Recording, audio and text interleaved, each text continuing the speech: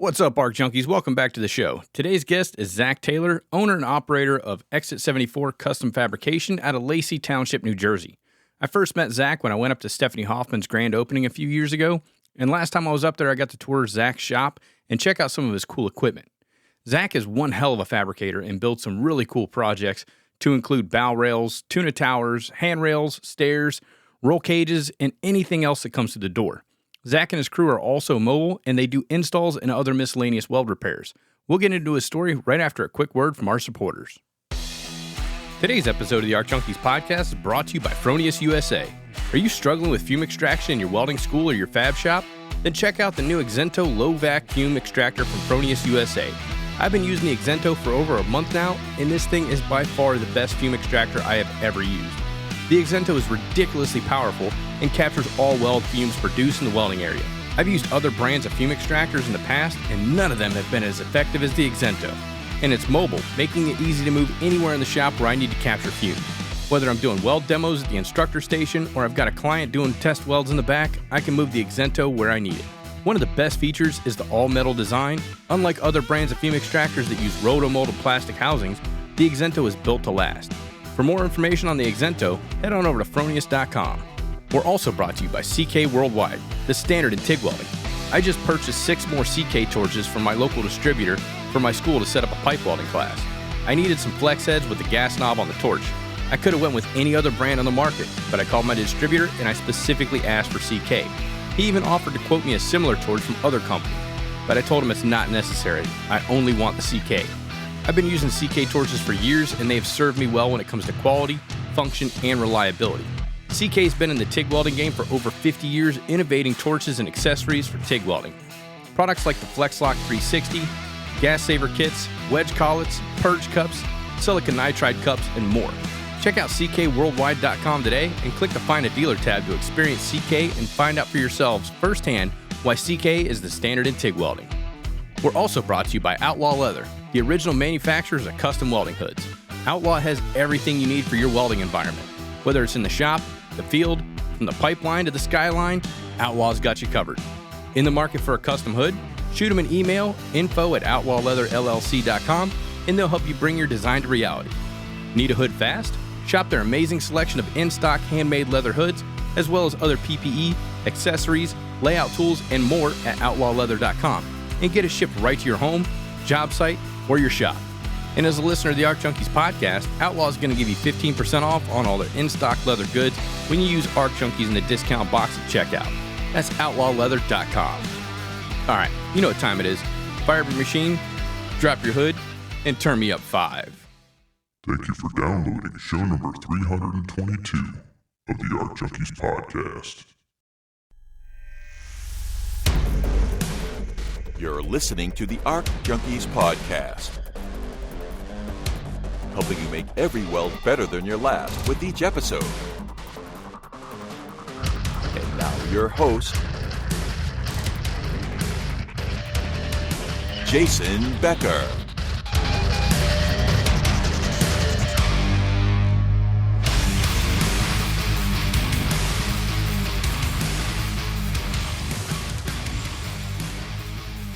All right, Zach, how you been, man? Good. Been a while since I've seen you. Yeah, we were up there late June loading up the Connex box and bringing everything down here from Jersey to Orlando.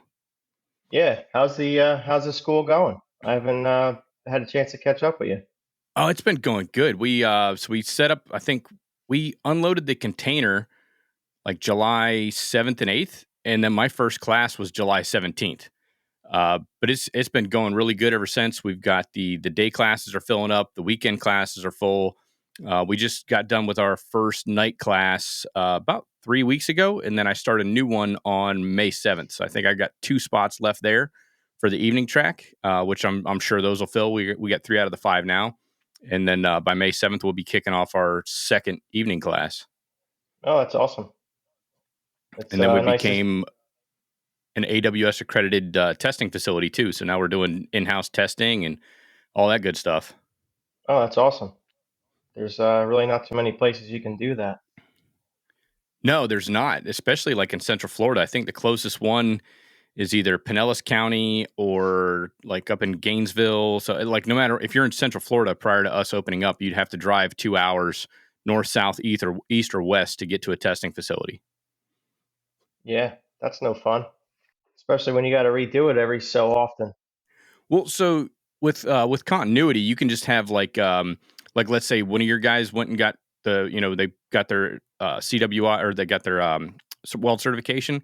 You could sign off on their continuity logbook, basically stating that they've welded within that process within the past 6 months, and then they just upload that to the AWS website or the portal, and then you can do it that way. So you only have to retest if you lapse or if you need if you want to get a different weld cert. Yeah. Well, that's the only issue I've ever had is we do so many different types of things. It's hard to stay up to date with every single, you know, certification.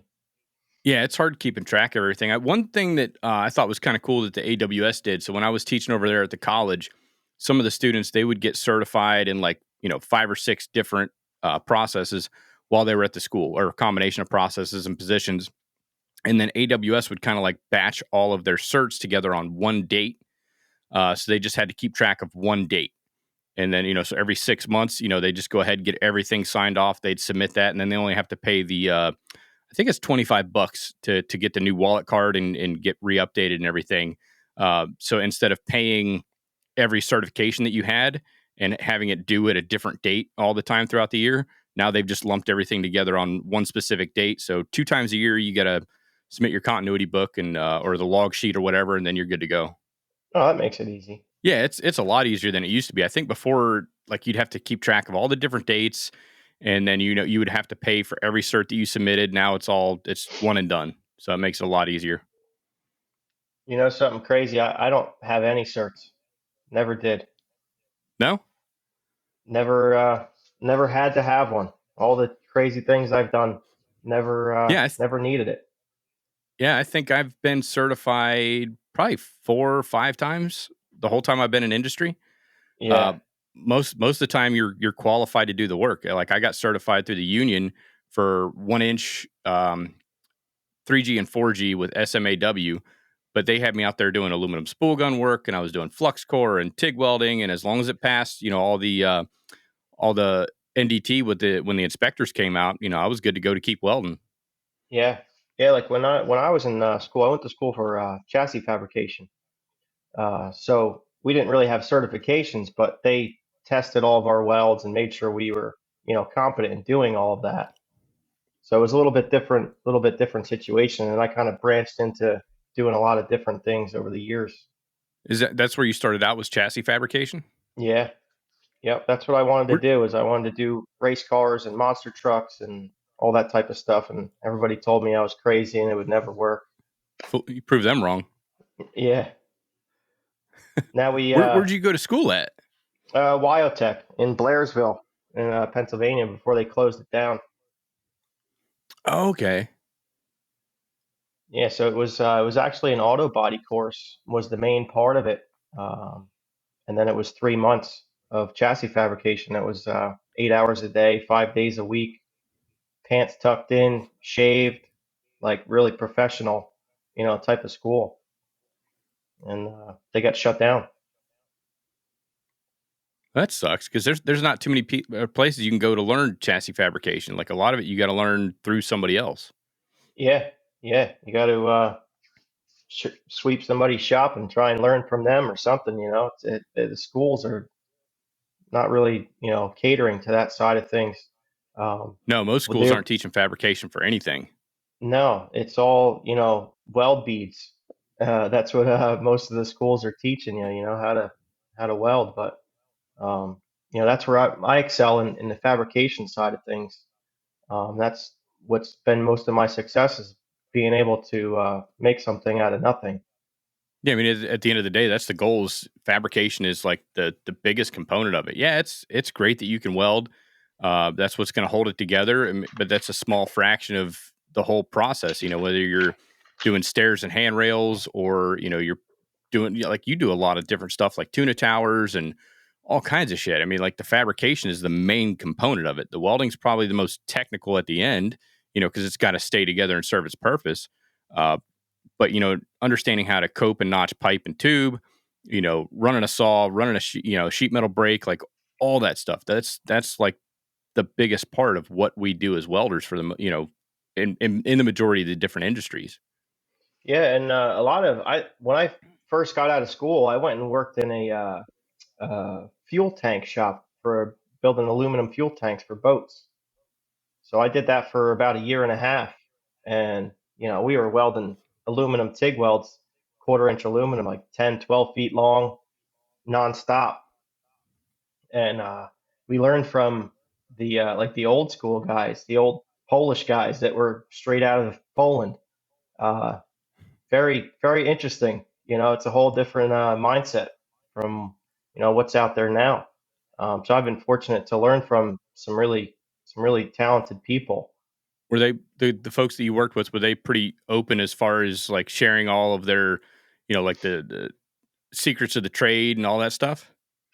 Well, some yes, some no. I think you come across that some people don't want you to take their job from them. So Right. so a lot of times they would kind of push me to the side and not show me all the ins and outs. Uh, but but then I had this old man, Marion. His name was he uh, he was straight from Poland. He had a thick accent, but he took me under his wing. He showed me how to use the press brake, how to lay things out, how to back bend things. Things that you don't really think about. Um, just looking at a machine, you're like, how am I going to make this part? And he would say, oh, this is how you do it. And not that I build fuel tanks now, but we do a lot of sheet metal bending and um, tube bending. We use the tube bender just about every day. So that's a whole nother art in itself. Yeah, tube's very unforgiving, and it's got to be like straight, level. Putting the different bends on there, and then like what angle does it have to sit at when you're making that bend so that everything matches up, and then you got to cope all that stuff out, and tubes can be a pain in the ass real quick. So one of the main things that I've learned, I kind of force myself to get with the times is I use a program called Bentech. Um, that's for the tube and pipe processing, and it puts all your bend marks. It puts and I have the Dragon now, so like that's a CNC machine. But in the past, trying to lay things out and bend on different planes and figuring out how much take up you have in the tubing. Um, Very difficult to do that, without some type of computer program. And there are guys out there, they're old school guys that do it. I give them a lot of credit, but I feel like it's almost like cheating, but it's uh, it's the way to do it. Well, yeah, I mean, you gotta keep moving with the times and everything. I mean, shit, the last time that I was bending pipe and tube and all that stuff, and I was doing laying everything out on concrete. So we draw everything out on concrete and pop lines with a chalk box, and I mean that's kind of how we did our offsets and all that stuff to figure out handrails and guardrails and ornamental stuff and architectural stuff for a lot of the theme parks. We just draw it right there on the concrete, and you go over there and bend it, and you set it down, and made sure it fit within the lines on the between the chalk lines, and you're like, all right, yeah, this is going to work. And or not, you take it back over to the bender and you pull back on it because you overbent it, or you tap the button a couple times to put a little bit more bend to it, and then you take it back over to the concrete. Yep, okay, that's good. Yep, that's good. Yeah, we started doing the same thing years ago. I thought that was the only way, just Yeah, laying it out on the floor, and that's how all the old school guys, did it. That's how I learned in school. They taught us how to lay it out on the floor, with masking tape and markers. Um, and then when you're doing roll cages, you want to have a template. You have to save the template somewhere if you're going to do it again. Where now I have the computer, I can just go back into it and it's there. You know, um, all the marks, everything. So yeah, it's because that system tremendous you help. have, you've got the ability to put in like either a scribe head or like a Sharpie. So not only does tell me about that Dragon machine, because that was cool. I got to see that when we packed up Steph's shop. I finally got a chance to go over to your place and kind of tour around. And I think you had just got that machine shortly before that. Yeah, so that machine has basically transformed my whole business. Um, I can process pipes in no time at all. It basically I could take a full length and turn it into 100 pieces in minutes, and it's accurate within thousandths of an inch. Um, it has a scribe head on it. We just did the trophies for Kentucky Welding Institute. If you get a chance to check them out, they were really cool. We built those all on the Dragon pretty much. Um, Puts the bend marks in there, scribed all the way around that we did 180-degree hoops with KWI in the top, and um, it was really cool. But we do hand railings. I can draw a whole hand railing, roll cage, a tuna tower, um, basically anything in three-dimensional space, and it's all pick points. And pretty much, I can draw it in the computer and recreate it like adult Legos in real life. Um, it puts all the intersections it traces with a marker, um, or you can do a tab and a slot where the tubes will just lock into each other. So you really can't screw it up. Now, how long did it take you to learn that software? Well, I've been using that since I got pretty much out of school. I didn't want to lay things out on the floor anymore. So I've been using Bentech for probably 10 years now. Um, so I gotten pretty good with that, but the actual Dragon, excuse me, the Dragon software, probably I'm still learning every time I use it. But probably about a month before I got comfortable using the machine where I wasn't worried about breaking it or something like that. Yeah, that's the hard part is you throw a sheet of material up there. Well, in your case, like you throw tubes in there. Like that stuff costs a lot of money. And then to be like, all right, let's, I hope this works. And you hit the run button and you're like, oh shit, it's cutting in the wrong spot, or, it's engraving in the wrong areas. And I mean, that's got to be, make the stress level I jump actually up have quite a a bit. piece. I have a piece right here. I'm going to grab it real quick. I'll show you.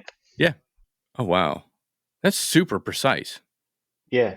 Like there's nothing like it out there.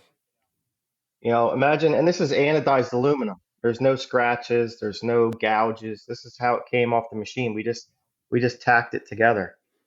Now, do you leave the plastic on when you're cutting it, right? Because it's got like that plastic coating on there to prevent scratches and all that. So the pipe comes in a plastic sleeve, but I take that off and Mm-hmm. there's this plastic material. It's like a shrink wrap kind of. It's called scuff guard. They use it on in the marine industry for wrapping like colored holes on boats and engine cowls when they shrink wrap them in the wintertime. And it's got like a light adhesive on it so it sticks, but it keeps things from getting like chafed over the winter from the wind. So I wrapped the whole pipes in that before I put it in the machine. Is that pretty time consuming, or is it pretty quick? That I want to make a tool for doing that. I haven't figured out how to do that yet, but they come on 6-inch rolls, and yeah, we have stands set up, and we just kind of just drag the tape out and wrap our hands around it and kind of follow it down. But you got to get all the bubbles and everything out of it so it doesn't, interfere with the rollers on the machine. Huh? Yeah, you got to set up something sort of like how they like when they put sausage in casings and stuff like that. So you just put the tube in one way and push it straight through, and it just kind of like wraps itself around it on its way out. Yeah, I wish that I had something like that because it takes a few minutes to wrap each one, and we go through hundreds of pieces of pipe. But it's got to be worth doing that because like the time to go back through and get everything polished up or send it back out to get re-anodized. I mean that's a big cost and a lot of time you're wasting if you don't take that little bit of prevention to make sure it doesn't get scuffed up and scratched and all that stuff during the fabrication process. Yeah, for sure.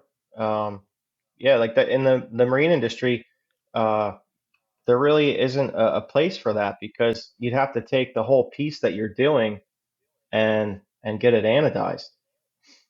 If you build a top or a bow railing or something like that, um, it's yeah, you could get it anodized, I suppose, but you'd have to find somebody with a big enough tank to do that. Yeah, that's the hard part. It's kind of like getting stuff hot dip galvanized and all that. You got to find somebody with a big enough tank. Same thing with powder coating. They got to have a big enough oven to fit the entire piece in there. There's a company down here called Ameritrail, and I think their oven is like 42 feet long. So that, I Yeah. mean, they've got the biggest one in the state of Florida, and they just opened up a new facility out in St. Cloud, and it's I think their oven's even bigger than it used to be. I don't know the exact size now, but I mean, you can. That's where my buddy would go. He'd take a 24-foot section of rail and get it powder coated in one shot. Yeah, I have trouble in New Jersey finding guys that have that capability because we've been doing a lot of cable railings. And again, I've been using the Dragon to do those. Takes the time out of it, pierces all the holes for all the cables to go through. Um, Hmm. but yeah, the ovens, I don't know why that, it's not a common practice for people to have at least a 20-foot oven. I have a guy that has an 18-foot oven. And that's, kind of my size limitations for railings. And then we have to make sleeves and things to put them together. If they're longer than that, the runs are longer. So you got to plan out all your splices and everything, what you're going to weld up or fit up in the field and do Yeah, final connection because parts. because I don't really like to do the welding in the field when it's powder coated because then you're relying on like some type of a touch up paint, something like that. Um, and it kind of looks a little janky if you don't do it just perfect. Oh yeah, you got to do it really well. So when I got out of the Marine Corps, that's what I got into was aluminum handrails and steel stair sets. And there's this place called Baldwin Park, and all the rails that we put in out there, they were all powder coated. And so we had to make welded connections in the field because they were longer than what we could legally haul. So we'd have to, we just have the fences or the railings in different panels, and then we'd make field connections. So you got to grind all that powder coating off, then you got to make the weld, and then you got to go through and you got to blend the weld, and then you got to scuff up the surface and polish it to a certain degree, and then use that touch up paint.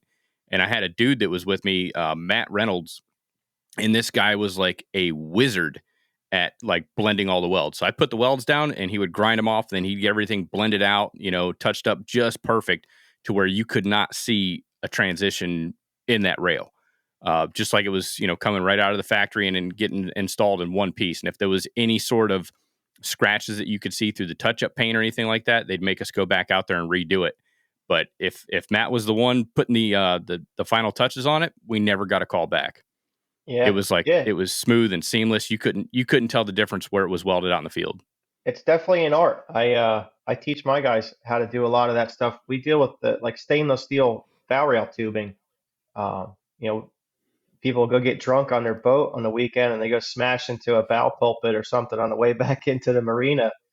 Um, somebody's got to fix that, and we've been doing that for a long time. But we'll splice 1 inch 065 mirror polished Bowrail tubing um, in a curve even, and you can't tell that we did that.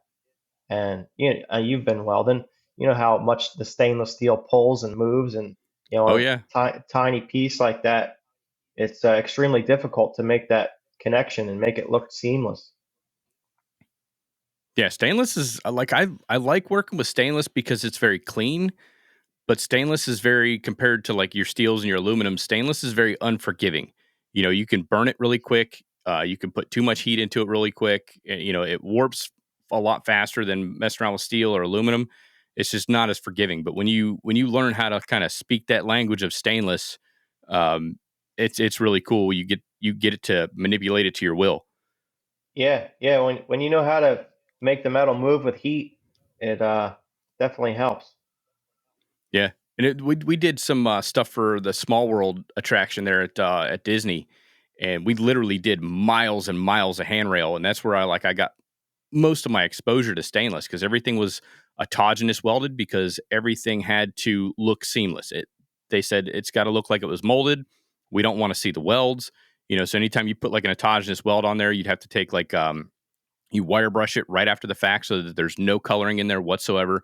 Hit it up with Scotch Brite, but we'd build these frames, and when you get done, it racked so much. We would use like the big acorn tables and pin Yeah, everything down super super tight. The acorn tables have like 2 inch by 2 inch squares, and they got these sections called or these attachments called kingpins, and it kind of looks like a big shepherd's cane, but they weigh like 30, 40 pounds a piece, and it's just like a big hook.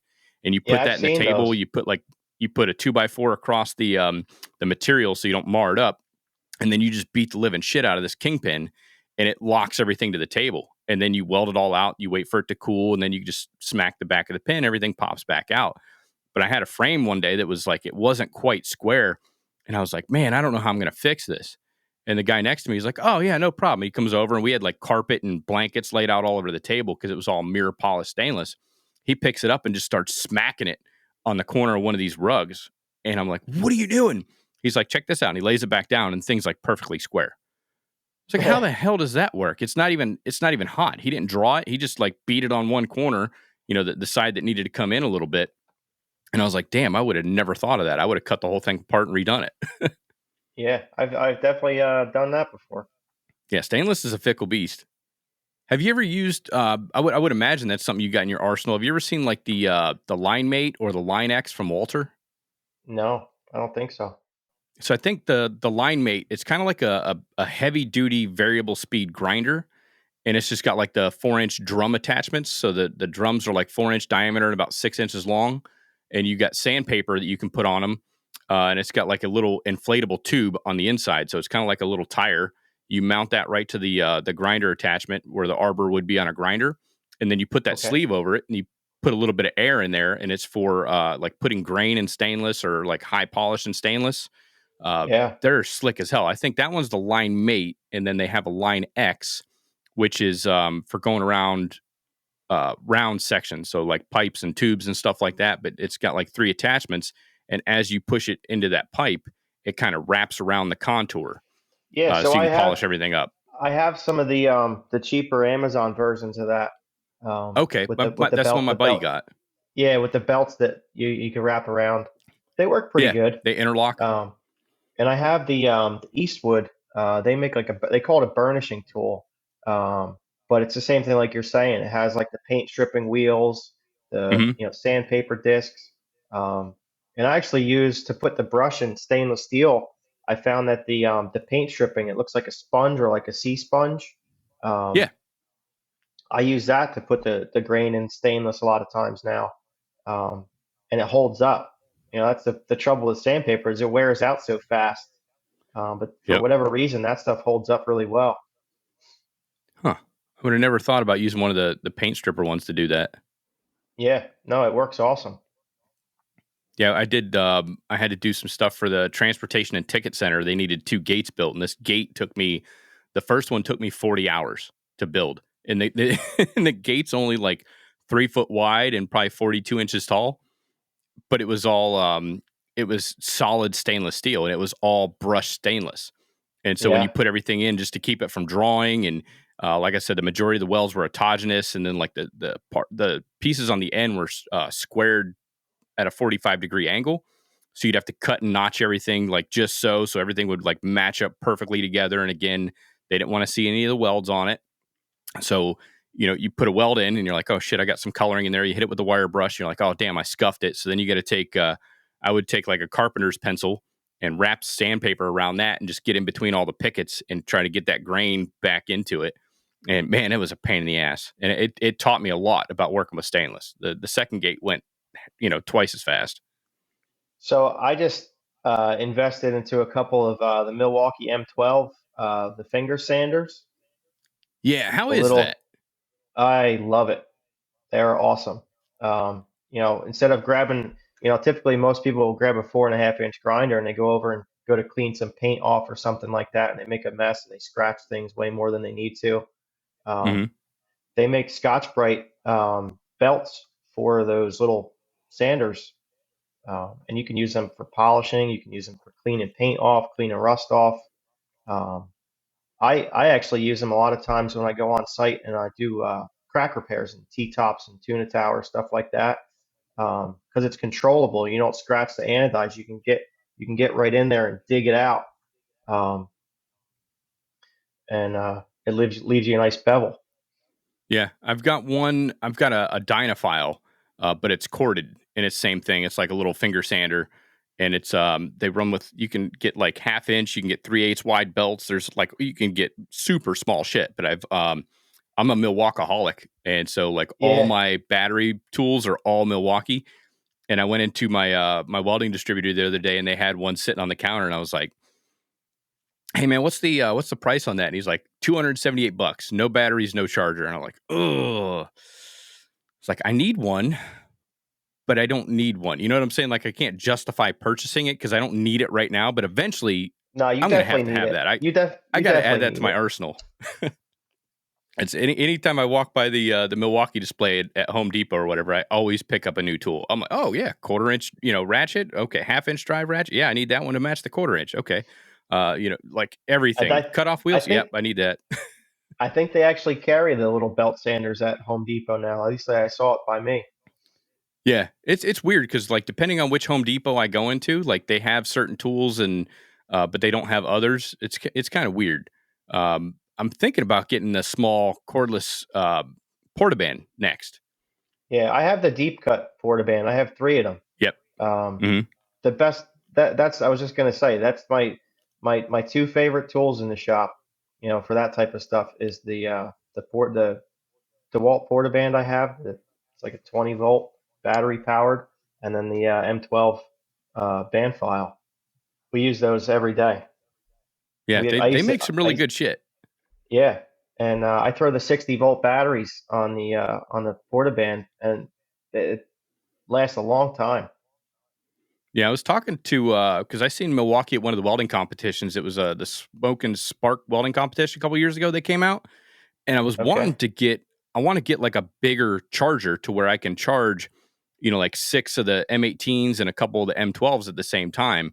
Because the one that they have out now, it's pretty pricey, and I was looking at the reviews on Amazon, and the reviews aren't that great. So I've got like 4 or 5 chargers that are, I just throw the batteries on there, but one like compact kit with a carrying handle would be awesome for that application, Yeah. Um, just to keep I everything topped off. yeah, I found that I just spent a ton of money and bought more batteries than I need, and I just have drawers full of them. And like when we go on site, we'll just take a whole pile of batteries, and I actually have the DeWalt. This I guess like a 4-place charger, Hmm. and that's in my one van, and I have the individual chargers in my other truck. Um, but yeah, you have to be able to charge them on site. But I like to have Yeah, more than I need and just bring them with me because it sucks to wait for batteries to charge. Time yeah, is money. that's the biggest pain in the ass. I ran DeWalt forever until like I started getting, like making more money. And then, because like Milwaukee was always like unattainable at the time. I was like, oh yeah, I can't justify that. It's way more than I'll run my DeWalt tools for now. And then once my DeWalt tools burnt up, I was like, okay, now's the time. I'm making more money. I'm in a better position in life. I'm going to start investing in Milwaukee. And it was like right around the time they came out with the pack out kits and like all the other tools and stuff. So I've just been collecting all the Milwaukee shit, Yeah, I was talking to one of my and they make buddies the some other good day. stuff. I was talking to one of my buddies the other day. He's in the millwrights union up by us, Hmm. and he works with some old timers. And he's like, yeah, you can tell the old timers they all have DeWalt tools, and the new guys they all use the Milwaukee stuff. So it's kind of funny how things have changed over the years. Oh, Everybody they used to shifted use quite a DeWalt. bit. Yeah, Yeah, Milwaukee really stepped up their game when it came to the battery powered tools and stuff. I heard their vacuum cleaner's not that great though. I was thinking about getting the battery powered shop vac. yeah. I bought the battery powered DeWalt one just because I have all the DeWalt stuff from Tractor Supply for like $100, and I bring that on site with me all the time. And that thing works good. Yeah. If you've got the DeWalt one, look into the ESA Volt, because their new portable welding machine, it runs off 4 20-volt batteries, the DeWalt batteries. Yeah, I So saw I I think when you saw that. when you That's buy the the machine, it comes, yeah, it's got like the charger, 4 batteries, and the charger's got a carrying handle and all that shit on there. But I think it'll burn like 20 70 18 rods, but not many people think about it. But you can set that up as a TIG rig too. It'll work. It'll yeah. work great on TIG. Have you tried that yet? I was kind of curious. I was thinking about hitting up FabTech this year and checking some of that stuff out. For stick, it works great. And I know Ian Johnson hooked it up to TIG, and he did like a quick little demo on his Instagram page. But like any machine you can do stick welding, you can obviously do TIG welding. You just got to do the scratch start and just make sure you got your the correct torch. So you got a separate line running directly to the flow meter. But yeah, Yeah, as far as like burning 7018 rods, I was watching it in action today at open house for Robert's Oxygen. And I mean, they were running rods all day off this thing. I mean, obviously they're swapping their batteries out, but it runs yeah, great. And you can plug it into 110 from what I understand. You can plug the machine into 110, and then with the batteries, you got the 4 batteries on there, it bumps it up to like a 220 output. It's freaking really. nuts. Yeah. Yeah, I guess the only downside to it would be the scratch start. But if you're in a remote location, you don't want to bring a generator somewhere. That would be awesome. Yep. Yeah, if you don't need high freak, and I mean a lot of times, like when I do scratch start, I'll just flick the wire right between that the gap between the tungsten and the material, and it Yeah, flicks off nice and neat. You don't have to worry about dropping the tip of your tungsten right into the material. yeah. It strikes off pretty good. I never even thought about doing that. Yeah, now you got to go buy more tools. Sorry, such is life. But I mean, like you're no stranger to buying tools. I mean, like you've got a pretty badass shop set up. Yeah, yeah. No, I look forward to spending my money on tools. It's kind of cool to show up in the shop in the morning and all your toys are in there. Um, Hmm. one of the things that I want to talk about too is I've got these Sigmund welding tables, and you have the same thing at your shop. Um, Hmm. but I have the fab blocks, where it has the sides and everything.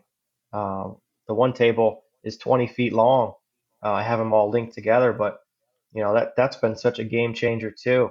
Um, from all the tables I've built over the years myself, trying to save money, taking 1 inch plate steel and having a mag drill and drilling holes in it, trying to make all your own fixtures and jigs and That's um, a pain in the ass. yeah. And then you drill one hole that's not in the right spot, and then it's like, you can't use that one. It's like having these tables are all perfect. Um, that's been a huge game changer for me. Um, so Yeah, we ended up using them because we have like the 5 of the student tables, and then we got yeah, the one instructor table, and the instructor table is the pneumatic one that you can. It's got like that little foot pedal on the side. You just keep pumping it, and it kind of lifts the height of the table up, or you can lift up on the handle, and it goes down, so you can adjust the height on it. That one's pretty slick. But my buddy and I, we did a 17-foot by 24-foot humidor out of aluminum square tubes. I think it was like 3x3 or 4x4 aluminum square tube. And we're like, where the hell are we going to build this? And I was like, dude, we can just roll these tables into position, and just kind of stretch them out all over the shop to be able to capture, the whole area of this thing. And that's exactly what we did. We put the fab tables out, and I just kind of shot a laser from one table to the next, so everything was like on the same plane, because you can adjust the feet, so that everything's completely level.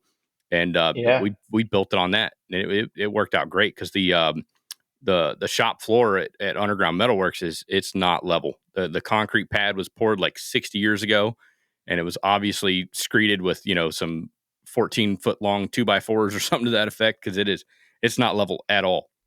yeah. So the ability to be able to adjust the feet helps quite a bit. Probably a Friday build. Yeah, it's definitely a Friday build. It's funny that pneumatic table you're talking about. I actually pulled the top off of that table when it was up here, and I used that with the transfer punches to drill my own table, so it matched. That's a smart way to do it. Yeah, yeah, because it was perfect. And, I just took a yeah, instead of five laying eighths. everything out. Yeah, but yeah, that was before I had the my own Sigmund tables. Yeah, a lot of people don't know about transfer punches. Those things are freaking awesome. You just can't beat on them. I mean, obviously, you get that mark transferred, and then you switch over to a center punch. Everybody wants to use a transfer punch like it's a center punch. It's like, no, just transfer that mark and then hit it with a center punch. Yeah, all mine are mushroomed over from my guys for that reason. Just beating on them. Yep. Dude, I'll They tell get you, a like Harbor Freight has a decent set of transfer punches. I think the set that I have goes up to 3/4 of an inch. But that okay. thing's awesome, and I've had that for years, and it works great. I mean, there's certain things you can get away with buying it at Harbor Freight. The next center punch I want to get is the one that's got the magnifying glass in it. So the center punch drops right in from the top, but it's got a magnifying glass on the outside, So you can move that over, and it's got like a little port where you can look through, and it's got crosshairs. So you line that up exactly where you want it, and then you hit that center punch part, and it's dead nuts, perfect. Yeah. Yeah, that's a lot of people don't think about that type of stuff, you know. When you start They just machining, it's invaluable. yeah, Or that's like something I precision never holes. that's something I never really got into, is the machining side of things. But I have a friend that has the CNC machine shop, and it's amazing the things that you're capable of making. Just draw something in the computer, and it just cuts it out. It's awesome. Yeah. That's I think the first time I'd seen that little center punch deal was with A-Bomb 79. So he does he's a machinist out of Pensacola, Florida. He's got a really cool he does everything manual. So he's like a manual old school CNC manual machinist. And The that was the first time I'd dying seen that art. center punch. It is. But he does it for like fun and income, but like he Yeah, hasn't that's like his thing is he does everything manually. I mean, he has got some like some mechanized stuff now, but the majority of the stuff that he does is all old school, manual machining work. yeah. It's And I've dabbled in it a little bit, but it's I don't know. I never really got anywhere with it. we've got a new, well, I don't want to say new, but we got a knee mill at the shop now that, well, we've had it for a while. I'm waiting to get it finally powered up, but I want to start messing around with that thing just to, I mean, it's awesome. So like the whole time that I was with the ironworkers, they had a knee mill, but they only ever used it as like a badass drill press. And I know it's capable of so much more because I used it when I was teaching at the school to like mill off welds.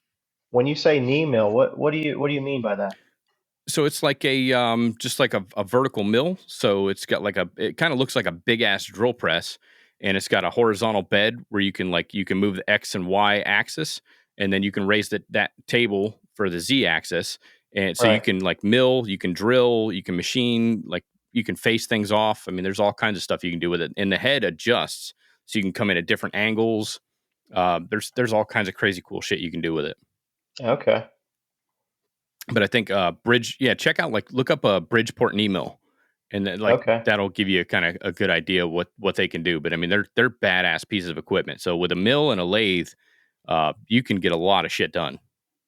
Yeah, I have a big lathe in my shop I use quite often for making pins and bushings and Yeah, stuff like that for equipment. yeah, they're invaluable pieces to have at the shop, and I like it because like as soon as I get it set up, I can start facing welds instead of grinding everything off. When you go to do the tests and everything like that to take the face off, like right now I'll just use like a 36 36 grit grinding pad. But Okay. with that, I can take like a 5-tooth facing mill and just like zip, take a 1/8 inch weld right off the top and like have ridiculous precision when doing it. And then you just got to touch it up with a And grinder, and then you can you're take it doing over and that get it for the bent. tests? Yeah. Yeah, we do all kinds of different tests. So like we'll do, I'll do guided bend tests. I'll do fillet weld brake tests. I had to do some D13 stuff the other day, which is a sheet metal code. And so it was just a butt weld on 4-inch wide plates, 1/8 inch material. And you literally just fold it in half with a hammer. So I clamped it Okay. to the table and, put some steel plates over top of it and just kind of beat it over 180 degrees. And then you got to smash it flat after that. But I just built like a little jig to be able to get it that 180 degrees over. Because you don't think of 1/8 inch material. You're like, oh, yeah, it's not too strong. Go to whacking on it with a 3-pound hammer. It's a lot stronger than you Yeah. think.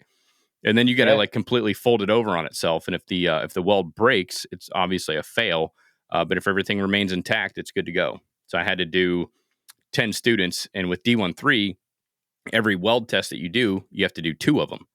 So you got to do 2 coupons for every test, based off of joint configuration. So I had to, bend over like 20 of these damn coupons. You need like a press brake to try and do that. Exactly. I think that would have been a lot easier, but it literally says just, in the code book, hammer it over. And I'm like, wow, this is really archaic compared Yeah, to working in right? D11 where you've got a guided bend test, and you, like all the dies and, everything's like has to be a specific size based on the tensile strength of the material. And then you go to this other code and you're like, just hit it with a hammer and see if it breaks. Okay. That's very technical. That's like my kind of test. Yeah. Just whack it with a hammer. Get the biggest hammer you can find, see what it does. Yeah. So how long has Exit 74 been around?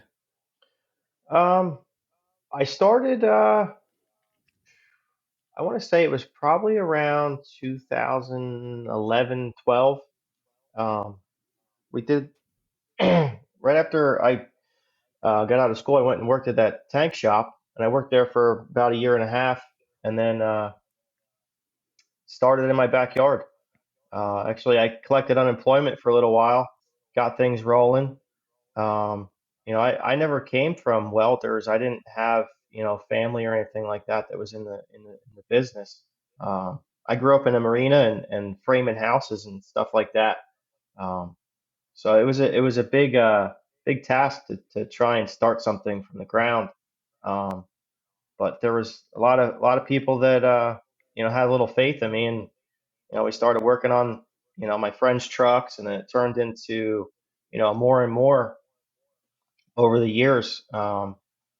And Here we are now. I guess it's been 12, 13 years, something like that.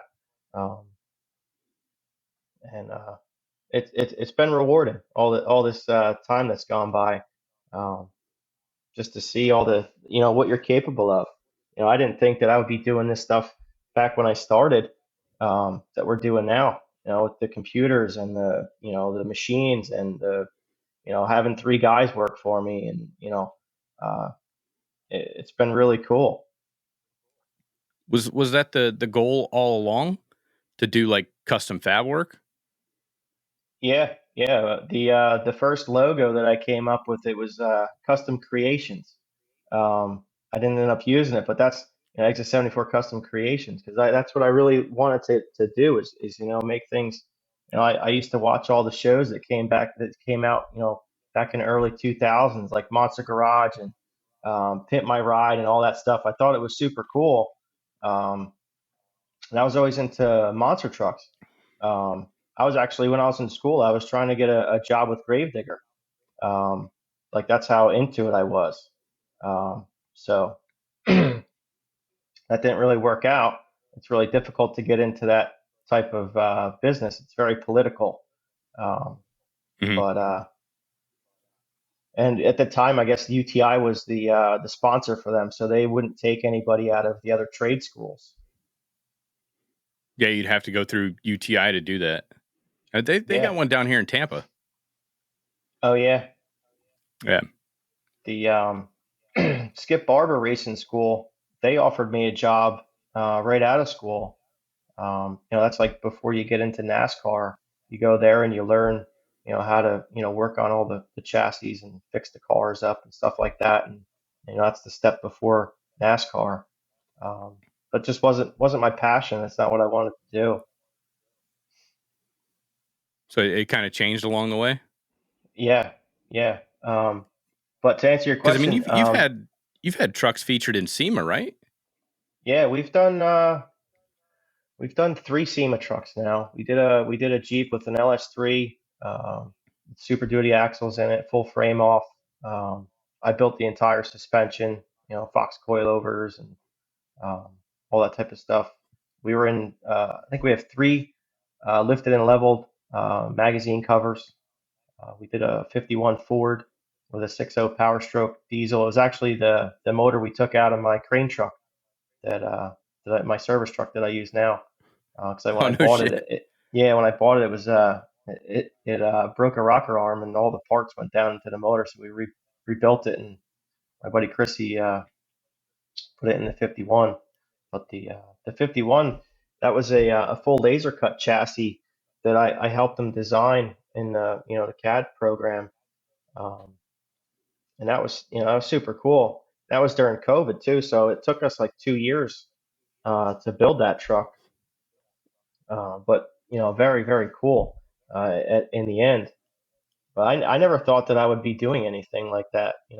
From I wanted to, but I didn't think going to SEMA was just like a thing. I didn't ever think I was ever going to go. I've been there like 5 times. Um, it's actually kind of like boring for me now. It's like, is there something else? Like it's the biggest trade show in the world, but Mhm. what I learned from going to SEMA too. A lot of people think that they're going to build some crazy rig and bring it to SEMA and get noticed. Um, but that's, I mean, maybe in some cases, but really the way you make money is selling parts. Making something that you can sell to 1,000 people. Um, that's what the whole place is about. It's about marketing. Um, it just so happens to be that people bring their crazy custom cars and trucks and stuff like that there. And I didn't Yeah, that's one of realize the it. events I've never been to. Yeah. Um, very, very cool to go and see. There's a lot of really cool people in that industry too. I made a lot of friends, being involved with that. Yeah, I want to check that one out. I know they usually do that right around the time of FabTech, like the week before FabTech is SEMA, and then like the week after is FabTech. So I know a lot of people that they'll build a truck and everything for SEMA, and then when FabTech's in Chicago, they'll as soon as SEMA's over, they'll drive straight into Chicago to do FabTech the next week. Yeah, it's always been conflicting for me because I like to go to FabTech also. Um, that's actually more valuable to me than going to SEMA, but it's more fun to go to SEMA. And yeah, like you said, it's always back to back weekends. And sometimes they do it in Las Vegas. They do it back to back with SEMA. It's the same convention center. So if Hmm. you wanted to go to both of them, you could just go and stay for the week and hit the end of SEMA, and get the beginning of FabTech. Yeah, that's what I was wanting to do. I think 2020 because I had like right when COVID hit because I'd already booked my flight, I booked my room, like everything was go. I was ready to go, and then they were like, "Yeah, we're canceling FabTech," and I'm like, "Son of a bitch!" So Yeah.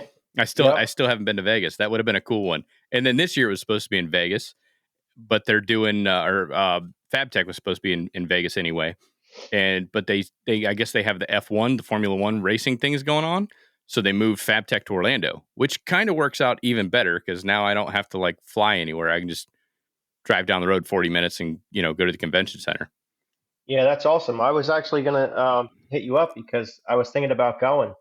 Um, Figured I could stop down and check out the place, and we can Yeah, get you into definitely something. got to come down and see it. We had Buck come down and he did all the artwork. So the original artist from Underground Metalworks up in Jersey, we had him come down and do all the artwork on our walls. So instead of the so you remember how Steph had like enjoy the ride, then she had the Reaper, and then stay rad on the other side. Yeah. We've got that spread out. So we have stay rads on one wall, enjoy the rides on another. We got the Reaper on another wall, and then we actually did the Underground Metalworks on a separate wall. And so he came down and he did one logo per day, like one mural per day. That dude's a freaking machine. He's insane. Yeah, he's very, very He talented does guy. ridiculously talented. And so like he was done by Thursday. He started on Monday morning. By Thursday he was done. I just gave him the keys to the shop. I was like, "Hey man, come and go as you please. We're on your schedule." And then Yeah. he finished up on Thursday, and my business partner and I were like, "Hey, can you do like a big American flag on the back wall?" And he's like, "Oh, I don't have the paint for that, man." He's like, let me run down here to this other shop because he uses like very specific paint to do all this stuff, so it's gonna last, Okay. especially Is it with like a all the spray UV paint rays that are in the or? shop because of all the welding that's going on. Yeah, it's a spray paint. So he went down to this place, Sam Flax or whatever. It's like this big art store, and they didn't have the brand of spray paint he was looking for, but it's like the next best thing. And he said it's just as good. It's just not the stuff that like a welder. Like I can make it. I can make the weld with a Miller, but I'd rather use a Lincoln. It's kind of like one of those things. Like Yeah, it's yeah, it's yeah. it's the same. It's the same shit. It's a different company making it. So he ended up doing the American flag in the back, and it's sick, man. He did an awesome job. Yeah, I want to come check it out. Yeah, come on down, dude. It'll be a good time. We're trying to line some stuff up. I'm trying to plan everything out. I've got a buddy that's down the road, um, Charles McCarthy. So I think we might link up and do like a co-sponsored event over at his place. It's kind of big, but yeah, I mean, like, let me know if you're coming down. I'll definitely get the shop unlocked. We'll take a tour and shit. Yeah. Yeah, there's one of the places I like to go down by you is the Orlando Kart Center. You ever go over there? Orlando Kart Center. Yeah. It's a outdoor go-kart track. They do like 45 miles an hour, 50 miles an hour. and there's no barriers or anything. Like if you Oh, spin where out, the you're hell going is into the that? How grass. do I not know about this? I don't know, but it's awesome. You Oh, can wait. Yeah, actually, no. I know what you're talking about. You got to have a driver's license to do it. I didn't know that place was still open. I don't know if it is, but I was down there a few years ago, and that was awesome. I actually Let me had look that up. I had a guy run up, the inside of the turns are banked like the Formula cars, Mm-hmm. and he jumped the bank and landed like right on my back with this go-kart. Oh, damn. Yeah, yeah, it almost killed me, but it was pretty wild. Okay. Yeah, it's still open. I remember this place opening when I was a kid, and you had to be a licensed driver to hit the track. Yeah, And like, it was like shortly after I got my driver's license, I never went out, and I joined the Marine Corps and never thought about it since. Okay. Yeah, it's yeah. still open. We got to do We that. should That'd be we should get badass. let's get a group of guys over there and we'll go race. Hell yeah. That'd be dope. I'm pretty competitive. I did the Same. Andretti indoor go-kart thing. Have you done that? Where is that one? It's right by Topgolf. It's actually pretty close to the convention center where they're going to have FabTech. It's on the same road.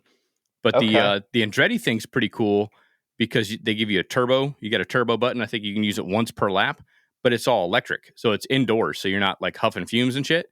But them Yeah, carts haul ass because they've got a yeah, kids section, then they have an adult section.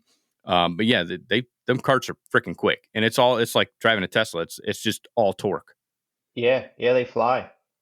We have up by us. We have the world's largest indoor whatever it's like multi floors and stuff like that where it goes up hills and down, and Hmm. we went up there thinking that was going to be awesome, and you have to have like a special like license or something, and you have to go there on certain days. They have like and there's no limitation on the speed. You get full power.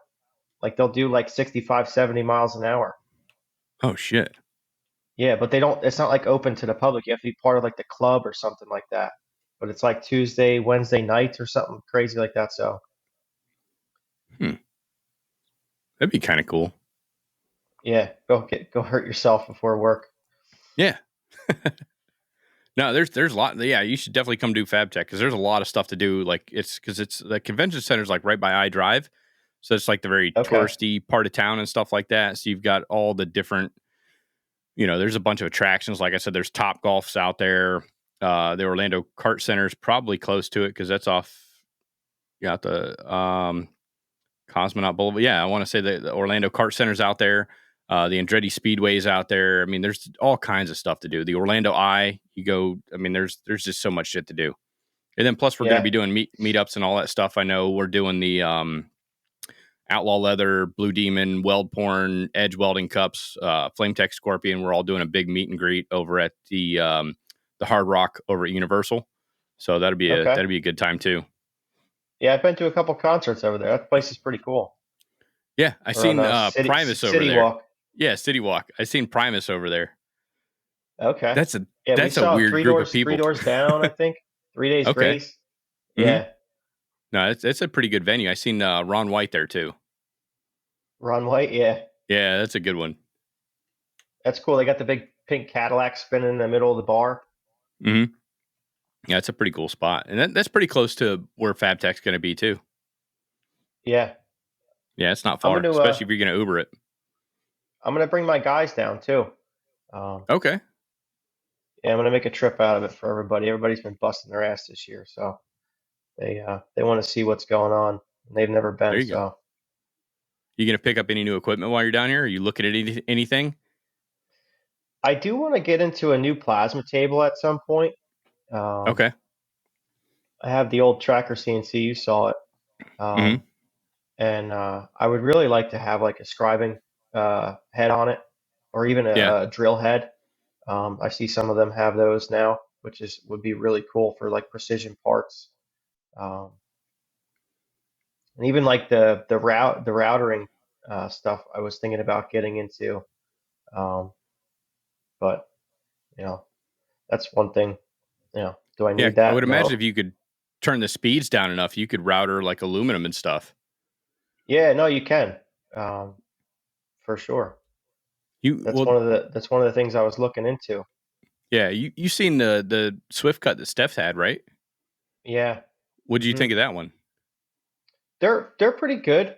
Um, I just I think that there's other ones out there that would probably suit me a little bit better. I actually was got linked up with Swift Cut, and I was gonna get one, uh, but I made the decision to put the money into the Dragon instead. Because the my Tracker CNC's Old Faithful thing runs good, but I would like to have a bigger capacity, maybe 5 foot by 10 foot, something like that, and a little heavier duty. Um, but the Swift cut, Steph cut a few things out for me that was more precise than my machine, because I just didn't feel comfortable, cutting like stainless steel and stuff like that with mine, you know, Hmm. $1,000 Yep. sheet. Yep.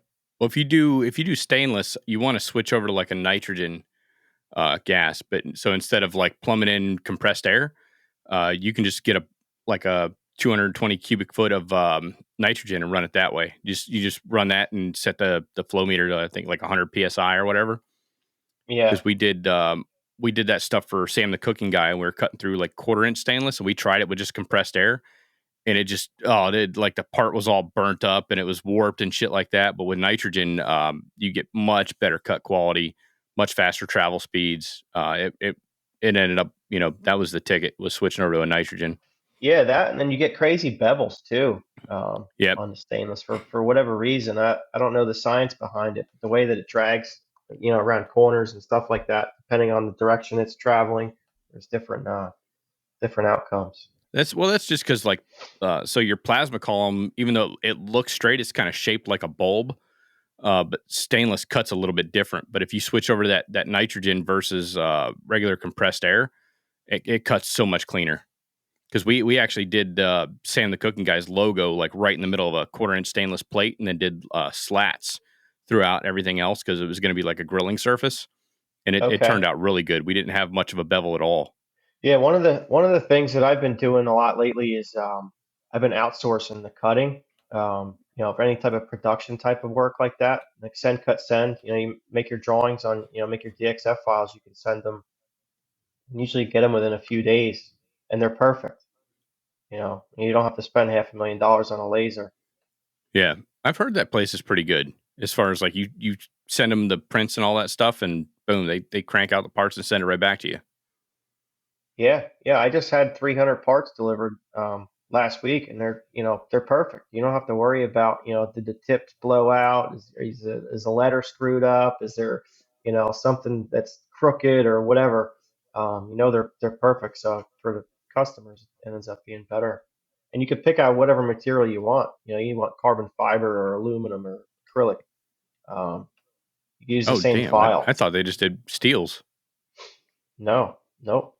It's pretty cool, and you can integrate, if you're doing something with multi layers, like a lot of the show trucks and stuff that we do, you got overlays with mirror polished stainless or brass or whatever, um, and you can do that and not have to worry about the cleanup. So they're using lasers now. Yeah, I think they're using lasers and water jets depending on what it is. Okay, yeah, the precision of it. Yeah, Yeah, lasers are the way to go, man. Like I see more and more companies are coming out with laser welders. That yeah. those things look cool as shit. I wanted to check that out. I was doing a little bit of research on that. And apparently, the laser arc itself is really bad if you get it like in your skin or your eyes. So you got to be like super careful. Yeah, there's so much safety that goes into it. I know, like Everlast just came out with their new laser cutter. I think it's the Red Saber. But that thing's pretty slick. But I was talking to a guy today, and I can't remember the name of the system that he was selling. But he said it's a 3 kilowatt laser, and so like they just wanted to see what it would do to flesh. So luckily they didn't try it out on themselves, but they put like a big turkey breast on the table and just Yeah, like pulled the trigger and went through it. And it literally just sliced right through the turkey breast. It's like holy yeah, that's shit! Like scary. imagine, yeah, it's very scary. So I mean, if you think you're cutting down the line of a part, like how many times have you taken a cutting torch or a plasma cutter, and when you get done, you come off the table a little bit. Well, what if your foot's sitting right there? I mean, like Yeah, how far away will that cut? Is it got to exactly. be right on it or you know? Yeah, some of them I know. I was talking to my buddy Scott Wachowski, and he was saying like in Texas, they're kind of getting ahead of the safety thing over there. So you have to have a permit before you can have a laser, and it's one of those like where they have to come out and inspect your facility before you can use it, and it has that the barrier sensors, so you can only operate the laser in a specific area. And if somebody walks into that area, it's very similar to like the old school robots, how they had those set up. As soon as somebody walks across that barrier, the machine just shuts off. So like you can't, somebody can't just, randomly walk into your workspace.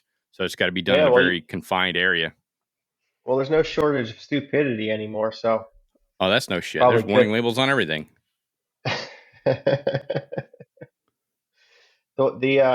Vehicles they used to have the instructions on how to adjust your valves. Now they tell you not to drink the battery fluid. Yeah. How ridiculous is that? Yeah, they don't even want people working on their cars anymore. It's like you used to be able to get a Chilton manual for the year, make, and model of your vehicle, and I don't even know if you can get those anymore because you got to take it to the dealer. Yeah, yeah. Even if you had the manual, you still can't work on it. You can't program the sensors Yeah. and all the things that they do that on purpose. Yep, you'll void the warranty. Yeah, like I have a F-150. I have to put a brake controller in. I wanted the nice factory Ford one, and I got to bring it back to the dealer just to have them program to turn it on. Oh, that Like you, sucks. you can't just plug it in like like how the old ones are in the older Hmm. trucks. Yeah, it's getting ridiculous. It's going to be even worse going forward. I mean, everybody's going to be having an electric car, at some point, and they'll just shut it off on you. Yeah, right. You know what I saw the other day? There's a company in Utah. They're renting drones that you can fly. They're like one-seater drones. Did you see that? Huh? I mean, I've seen the drones, like I've seen the concept on Instagram, but I didn't know there was a place you could actually rent one and fly them around. Uh, oh yeah, yeah. I don't think that they fly very high, but still a really cool thing to try, I'm sure. Yeah, it's like a motorcycle, like an aerial motorcycle. Kind of, but it's yeah, it's just a single seater. You sit in it. Yeah, it's just got four big blades off to the side of it. Exactly. Yep. It's like a roll cage Yeah, around it. yeah, those things look pretty slick. Yeah. Looks like you just fly it like out in the desert or something. I've seen videos. Oh, that'd be cool. Well, yeah, it would make sense. Utah, you probably haul Yeah. ass out there and not running anything for days. Yeah, and there's a lot less rules out there, I'm sure, and laws. So that's Hmm. probably why they're getting away with it. Go out there and hit the dunes. Yeah. That'd be Yeah, that pretty would be badass. cool. Like the Jetsons. Yeah, exactly. It's not going to be long, man. We were supposed to have hoverboards by now. I don't know what the hell's going on, what the holdup is, but like they came out with hoverboards, but they're still connected to the ground. It's just on a wheel now. Yeah. Yeah, it's like that's not the hoverboard. That's not the one that Michael J. Fox had in Back to the Future. This thing needs to float. No. Yeah. No, it's going to be interesting to see where the technology goes in the next 10 years. If Oh, you it's getting think freaking about it, crazy, man. if you think about just the last, 10, 15 years with cell phones and all that type of stuff, voice recognition and all that, it's just wild. Yeah, it's nuts. Have you thought about like incorporating automation at all into your shop, like doing like a cobot or anything like that? Do you have like that type Um, of volume to where it would justify bringing one of those in? I've definitely thought about it, um, but I've also tried to make my business so in a way that like do things that robots can't Hmm. because at some point the robots are going to be able to artificial intelligence is really crazy. If you watch a lot of the videos about it, they can watch what somebody does and recreate it perfectly. For somebody that's like welders, that's going to be a difficult thing to the production welder, they're going to take their jobs away. It's like flipping burgers at McDonald's. That they have robots that do that, but you're going to have robots that weld perfectly every single time, and they show up for work on time, and they don't call out. And Well, they you never know, leave. yeah, why wouldn't you? Why wouldn't you have that in your business if you were trying to make money? Um, but yeah, I mean, a lot of the things that we do, um, there's a lot of one-off stuff. We're in weird places, and um, I have my truck set up to do all the on-site welding. We do a lot of plant work and things like that, where I feel like it would be really difficult for a robot to recreate that. Yeah, I think that's the one area that it's still going to lag for quite some time is custom fabrication because it doesn't make sense to automate that just yet. So, custom fabrications, repairs, all that stuff are like kind of the area of your bread and butter. It makes sense for like high volume parts, but not for like the miscellaneous odd jobs that come through the door. But if you're doing batch parts, like if you're got 100 pieces, like you said, you called up Send Cut Send the other day and had them send out a couple hundred pieces, it would kind of make sense for those applications. But a lot of the stuff that you're doing, because you're doing like field installs and repairs and all that stuff, I don't see automation coming into that area just yet. Yeah, no, I don't. But it's scary to think about.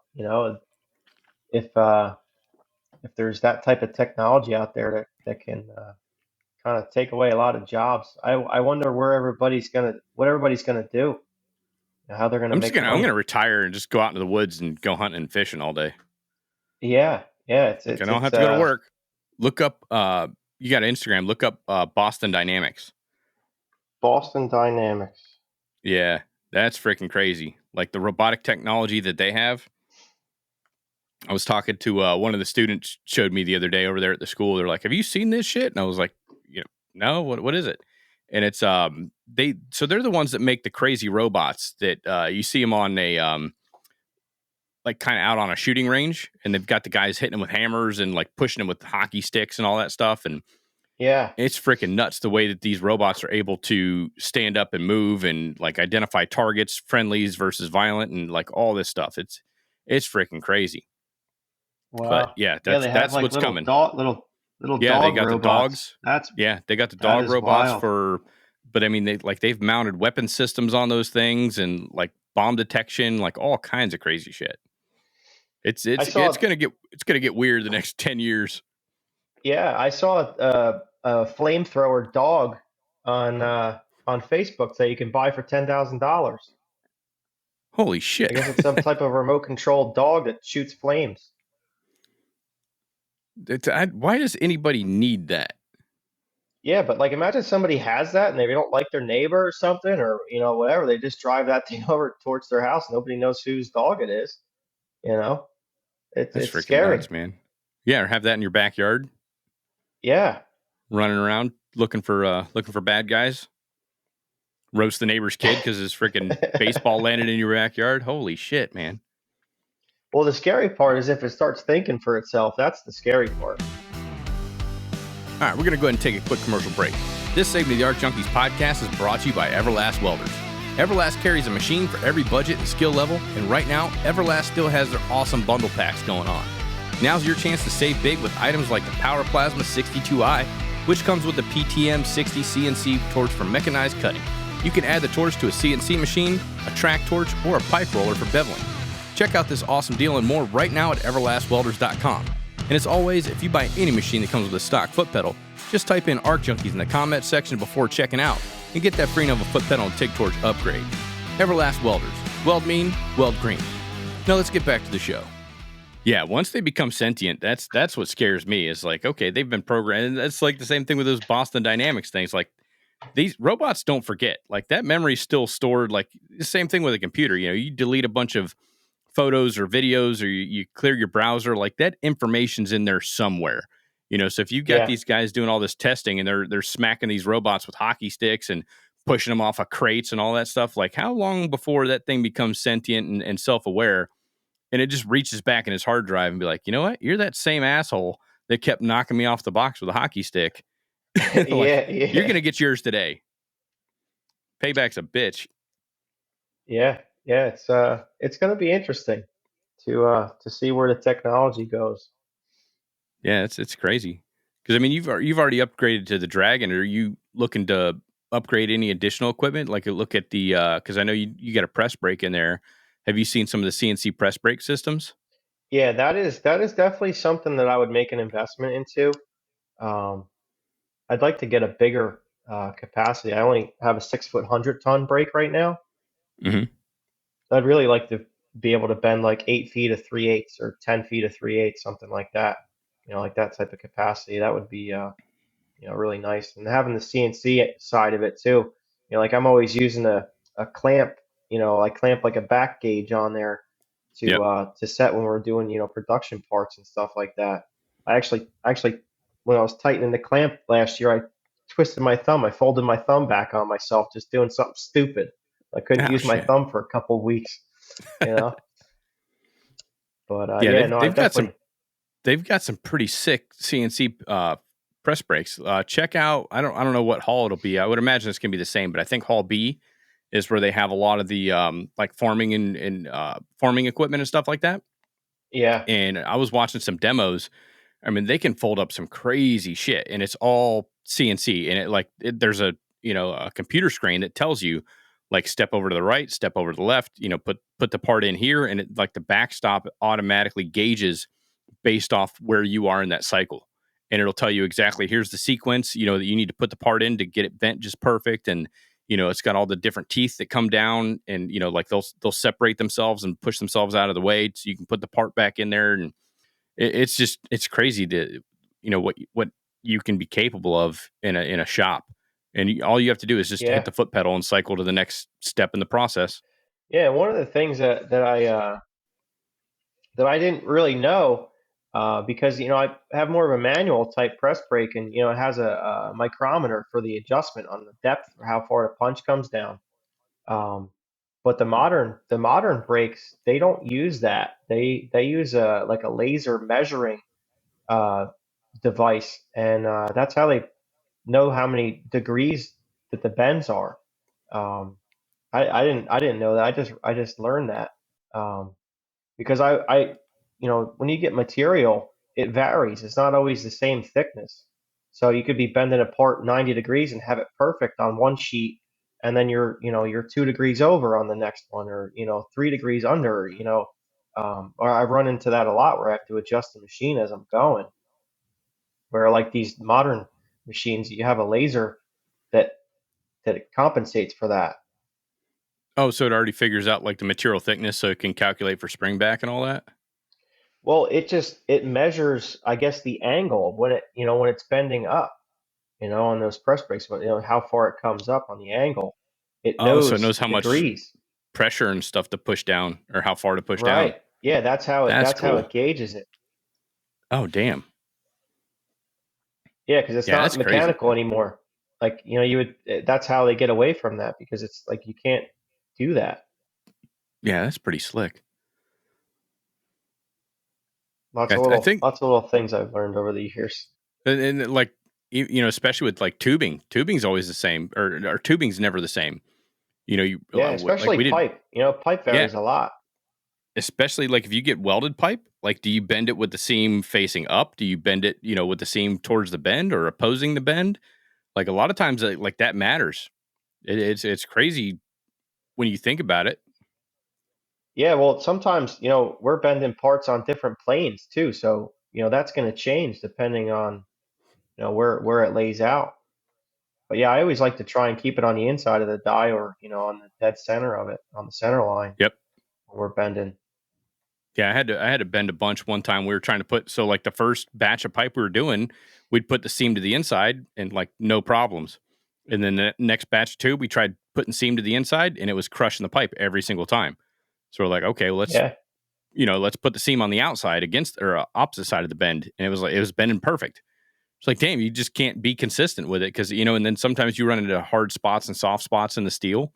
So it's a real pain in the ass sometimes. yeah, I've ran into that on different occasions where you try and change it, and if you put the seam on the outside, a lot of times it pulls the seam apart, um, and that's not good. You don't want that. No, and you don't want to buy DOM because that's like twice the price of seam welded pipe. Yeah, I mean, I deal with a lot of DOM only because of we do a lot of motorsport stuff, roll cages and things like that. So you kind of want to do that, but that doesn't really matter where it's where it's bent, which is nice. So you don't have to think about it. And aesthetically too, you see those seams through the paint and powder coat, whatever you put on, a Yep. lot of times. What kind of bender do you have in your shop? I just got a Bailey, an RB was an RBD 300. Okay. So it's like a rotary draw. And then for doing a lot of the anodized aluminum bending, I have it's an Enerpack. It's like a similar to a Greenlee. It's just a center depression bender. Like a conduit bender. That's all it is. We polish the dies, and it has Delrin followers, so it doesn't scratch. Okay. Now, do you have to use any sort of lubricant when you bend your tube? Um, the anodized aluminum with the plastic wrap on there, like I was talking about earlier, I don't lube that at all. But on like steel, you have to. I get the bending lube from Trick Tools. It doesn't. Okay. They claim that it's like water based and it won't mess with the welds, like if you were going to weld on it or near it. Um, so yeah, some guys use grease and different things, but that's terrible for if you're going to weld or heat it up. You're Yep. breathing all that shit in. That's no good. Yeah, we used to use white lithium grease. Works really good. And then Yeah, when you get done, whenever it runs through, you just wipe it down with a rag, hit it with acetone. It comes off pretty easy. But there's a company that makes bending systems. Like they've got all these machinery and stuff to bend pipe and tube and roll it and all that stuff.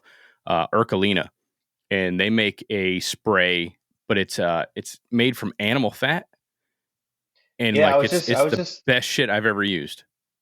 I was just going to mention that when the first time I went to FabTech, I took a bending class there, and they were talking about mandrel bending. That was the main focus there. I guess a lot of exhaust pipes and stuff like that. But that's one of the things that they were talking about. A lot of that stuff was based with animal fat. Um, and the same time, I went over to JD Squared, um, and they were doing demos with their benders, and they just had a can of Pam. They were spraying it with Pam, Oh cooking no spray. shit. And it works pretty good. Yeah, I mean they were demoing it at FabTech with Pam. So I imagine that was what they use, in their shop or whatever. Huh. Yeah, because I remember we were doing one job and like we kept kinking pipe, and it didn't matter where the seam was, whether it was inside, outside, facing up, facing down. And then so we had the guy from Urkalina come out, and he goes, "Oh yeah, here's your problem." He's like, and trust me, I'm not trying to sell you this shit, but this Urkalina spray, because it's animal fat based, he's like, this, I guarantee you this is going to solve your problem. And it's like $15-20 a can. But you don't need to spray Yeah, a whole bunch. Like every third bend, you put a decent coat on there. But we probably ran like 30-40 bends while he was there with a sample can. And like every single one of them bent like perfect. There was no kinking, none of that shit. So we ended up ordering a couple cases of it. yeah. One of the biggest issues I have with the rotary draw benders is the die slippage. When it's you put your bend mark and it's when it goes to wrap around, it pulls it past your mark. Um, and so what I've came up with is I have clamps that I put on the pipe. They're like a billet aluminum block with bolts, and it bolts on so it can't slip. Um, and that helped a lot too with kinking, because when it slides back in the die, um, you get a lot of kinkage from that just in itself, because the pipe has nowhere to go. Yeah. That's so I did some stuff like with a manual bender. I built like it's like a grass rake. They put them on the front of like airboats and all that stuff. Yeah, And the guy wanted it made out of aluminum, and I've got like literally the Harbor Freight, because I wasn't going to go out and invest in anything big unless I was going to build a bunch of these things. It was just a one off, but I had to build some pretty tight bends on aluminum. And I'm like, man, this stuff's going to kink. So I ended up I used that manual bender from Harbor Freight, and it worked out great. But to avoid kinking the pipe, I took a funnel and I duct taped the end of the tube, and then I packed the whole thing with playground sand, and then just taped the other end up. And so because it's got internal support, like I didn't kink one piece of pipe when I was doing it, and it worked out great. You get done, you take the tape off and bang it out, and it's done. I've heard old timers talk about that. I've never done that myself. Yeah, it works great. You won't kink shit Yeah, because it's got like it turns it almost into a solid mass, so it bends like nice and clean. Because I had to go past 90, and I'm like, man, I know as soon as I do this, I'm going to kink this freaking pipe. And I packed it full of playground sand, and it worked out great. yeah. Little tricks that help you. You never think about it, but that's what works. So what's your next plans as far as like, are you guys planning on expanding? You at a pretty comfortable spot right now? Um, well, we're kind of at a crossroads, in my opinion, because what I'd like to get into is doing like production style work, um, building, like production T-tops for boats and leaning posts and stuff like that, of that nature. There's not a lot of people doing that. Um, but also I have this whole side of the business where we're doing all this mobile work. Um, and there's plenty of it. There's really nobody running around by us that is any good, that, can get jobs done. Um, so I really don't know. I have a guy that's setting up a really cool website for me right now, where you're going to be able to go on and, you know, uh, basically buy a T-top, and, we'll build it to fit your boat, and you just hit buy it now. So, um, Oh, that's slick. yeah. So you're gonna be able to pick out your canvas, your, electronics boxes, all that type of stuff right on the website. Um, and, obviously we might need a boat to template it off of, but you'll be able To to, mock everything up. yeah, you'll be able to pick your date and your spot. So that's pretty cool. That's So pretty cool. that's kind of the direction that I'm trying to get into. Um, and also, I thought about doing some of because I really like the pipe and tube bending stuff, and that's, kind of why I was, teaching that stuff with, with Steph over at the Underground Metalworks. Um, I really enjoy that. So, the roll cage and, bumpers and stuff like that for like UTVs and roll cages and all that. That's something that I'm also, kicking around the idea of doing. Um, there's a lot of guys doing it down south and out west, um, but, up here in New Jersey, uh, not so much. And it's becoming really popular because a lot of guys are running around with the street legal side by sides. So, you see more and more of them. Uh, so it's kind of cool. Yeah, I got to get you to come down here and do a class on all that stuff. Yeah, no, I would like to do that. That was kind of rewarding. Um, seeing, you know, can't really judge a book by its cover. I'm sure you've dealt with that in the classes. With the different, we've had young kids, 16, 17-year olds, we're teaching how to do this stuff. 18-year olds. Um, we had this one 18-year-old girl, I think she was, or 20 years old. Um, and she was in a class with a bunch of guys, and she picked up the whole tube bending thing and notching faster than the rest of them. And some of those guys had experience welding and stuff before. Um, so that was, it's cool to see that, the transformation for people, and be able to, teach them something like that they're gonna, have for the rest of their life. Yeah, it's really cool to be able to pass that information off, especially the people that are out there trying to learn it and they can't learn it anywhere else, and they don't have time to do a 1 year program, or what the school that offers that type of stuff is like out of state, and they can't afford to pack up and move for however long that class is going to be. It's really cool. I mean, we kind of fill like a different niche. It's really cool. I'm setting something up with Seminole County Public Schools pretty soon to be able to have a bunch of, I think they're like middle schoolers. They're going to come in and weld for a day or two. So that'll be pretty cool. I always like doing that, getting like the little kids involved and showing them like there's possibilities. There's all kinds of skilled trades out there, and we need more people to get into these areas. But like, here's what welding actually is. How many of you like think what welding is? Okay, boom. Let's gear up and let's do this. And it's life changing to a lot of people. Yeah, yeah. Well, a lot of people don't have the outlet. Their Hmm. their parents are office workers, or, they were never, exposed to anything like that. Um, when I first started getting into welding, people are, trying to tell me that, that's kind of foolish to try and put all your eggs in that basket, and, that's not really gonna, pay off, and, you're better off getting into something else that's more, reliable, or something that's been, been proven before to be, a good solid career. Um, And when I was in school, I was actually a federal work study tutor, and I used to tutor the guys too, because I had a higher grade point average, and they let me do that. So I was in the library, and I would read a lot of the books in there. And one of the books I remember, it said that the at that time the average age of a welder was 55 years old, and I was like, wow, that's if you really think about it, the average age. So that there's a range. So if you made a range 20 years, you'd say, that's 65 and 45. Where's the where's the younger generation? There is none. And that's, a lot of what drove me to follow through with what I was thinking was going to work, with having this business and everything.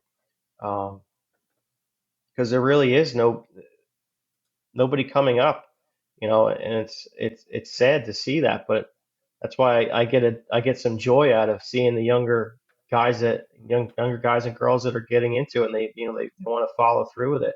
It's really cool. Now, when did you read that book? 2010. 2010. Okay. So roughly like 14 years ago. So now Yeah. I just pulled up the welding workforce data. 21% of the workforce is still 55 plus.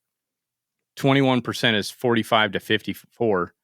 And the larger component now is 47.5% of the current workforce is 25 to 45. So we're swinging the needle in the right direction, just not fast enough.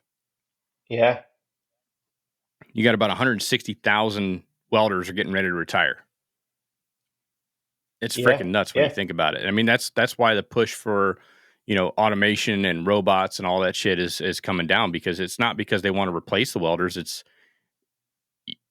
you still have to meet the demands. That's the only way you're going to be able to do it. Yeah. There's more population. There's more, requirements for things. So um, you need to fulfill that for sure.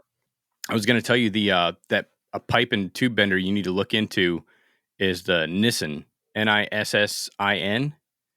Okay. One of my students, he came out to take the class, and he wants to bend some tube, and so I pulled the Eastwood out of the shipping container, because I haven't pulled it out since we got back to or since we brought it down to Florida, because I haven't needed to bend any pipe, and we don't have the right dies for what he was trying to do. But he started looking into some shit and sent me this video on Nissin, and it's freaking crazy. I was explaining it to him because I'd seen one at FabTech before, but you just load the pipe in the back end and you load the program and everything, and it pushes it out. And as it pushes it out one end, it's kind of bending it as it's going through. So, but I mean, it does offsets and 90s and like all kinds of crazy stuff. Yeah. I saw a video of that a while back. Um, but yeah, I mean, that's really awesome. That it's amazing the amount of force that little head has against it, to be able to do Mm-hmm. that, and And roll it to without that scoring, precision. yeah, without scoring the pipe, or having flaws or defects in it. That's pretty interesting. Yeah, I think it just uses like a bunch of ball bearings in the end, Yeah. just where it's got like minimal surface contact with the material. But yeah, it doesn't scratch anything up. It doesn't tear it up as it's going through, and it's crazy. It's kind of like pushes it out like Play-Doh. Yeah. Yeah. I wonder how accurate it is. It's supposedly pretty damn accurate. Well, I would imagine they would have something like that at FabTech. So we'll have to go check that out. Are Yeah, for sure. you definitely coming down? Yeah, I really want to. Um, Okay. I've been talking to my guys about it for a couple of months now. So Yeah, let me know what your I guess schedule is, I'll man. We'll have to link up and do something. yeah, for sure. I guess I have to just book a hotel room and a plane ticket, and then I have to go. Yeah, or just do like if you're bringing everybody down, do like an Airbnb or something. Oh, that's true. Yeah. They've got I some wonder pretty good how. spots over there on right off I-Drive. Yeah. I wonder how much if it's going to fill up, pretty quickly. I would imagine so, just because this will be the first time it's ever been in Orlando. And so a lot Yeah. of people that I've been talking to, they're like, yeah, I'm definitely going because it's in Orlando. If it was going to be in Atlanta this year or, whatever, I don't go when it's in Atlanta, but now that it's in Orlando, I'll make the trip. So I Yeah, think it's going to be a success, and I'm hoping that it's a big enough success to where they just move it to Orlando for obviously selfish permanently. reasons, because it'll be like, every third year I don't have to fly out anywhere to go see it. I can just drive down the road, go check out FabTech. Yeah, But yeah. yeah, No, FabTech's it should be a awesome. good time. Yeah, no, I highly recommend going to FabTech for any of the people out there that are getting into the industry. It's eye opening for sure. Yeah, just to be able to see everything. And the cool thing is you can go out there and play with it. That blew my mind Yeah, the first time I went to FabTech. I walked up to an ESOP booth and they were doing welding demos, and I'm checking out the machine, and the guy's like, "Do you want to try it?" And I was like, "You're gonna let me use it?" Yeah, here, just grab a hood, grab a jacket, set of gloves, boom, here you go, have fun. I was like, "Holy shit!" I thought, I didn't think I'd be allowed to use any of the equipment, but yeah, they're like, yeah, a lot of it's hands-on, interactive. Like they want to put this equipment in your hand so you can touch it, feel it, see it, in real time. yeah. It's funny you say that because the ESOP booth they usually put on a big a big show there. At FabTech, they have a big booth space, and Isaac from it's IC Weld. He's down in Texas. Yeah, I see welds. Yeah, he was there when the one time that I was there, and I guess he goes there every year. And they have a cutting competition where they make they plasma cut a part of the part out, and then they torch cut another part. Hmm. They give away a torch set, and I guess some other things. They have different prizes, but that's his thing. But I guess he was going there, and he won like every year for so many years in a row. And so he was standing there watching the competition. He's like, "I'm not doing it this year." But that was pretty cool to be able to do that. And I did it, and it came down to between me and another guy that was there. Um, but that's not what I do every day. So that was kind of cool to do that. Yeah, I think that's the Rulers of the Flame. Is that what it's called? Yeah, Yeah, I think so. Yeah, it's pretty cool. I think Scott Robbie won it one year too.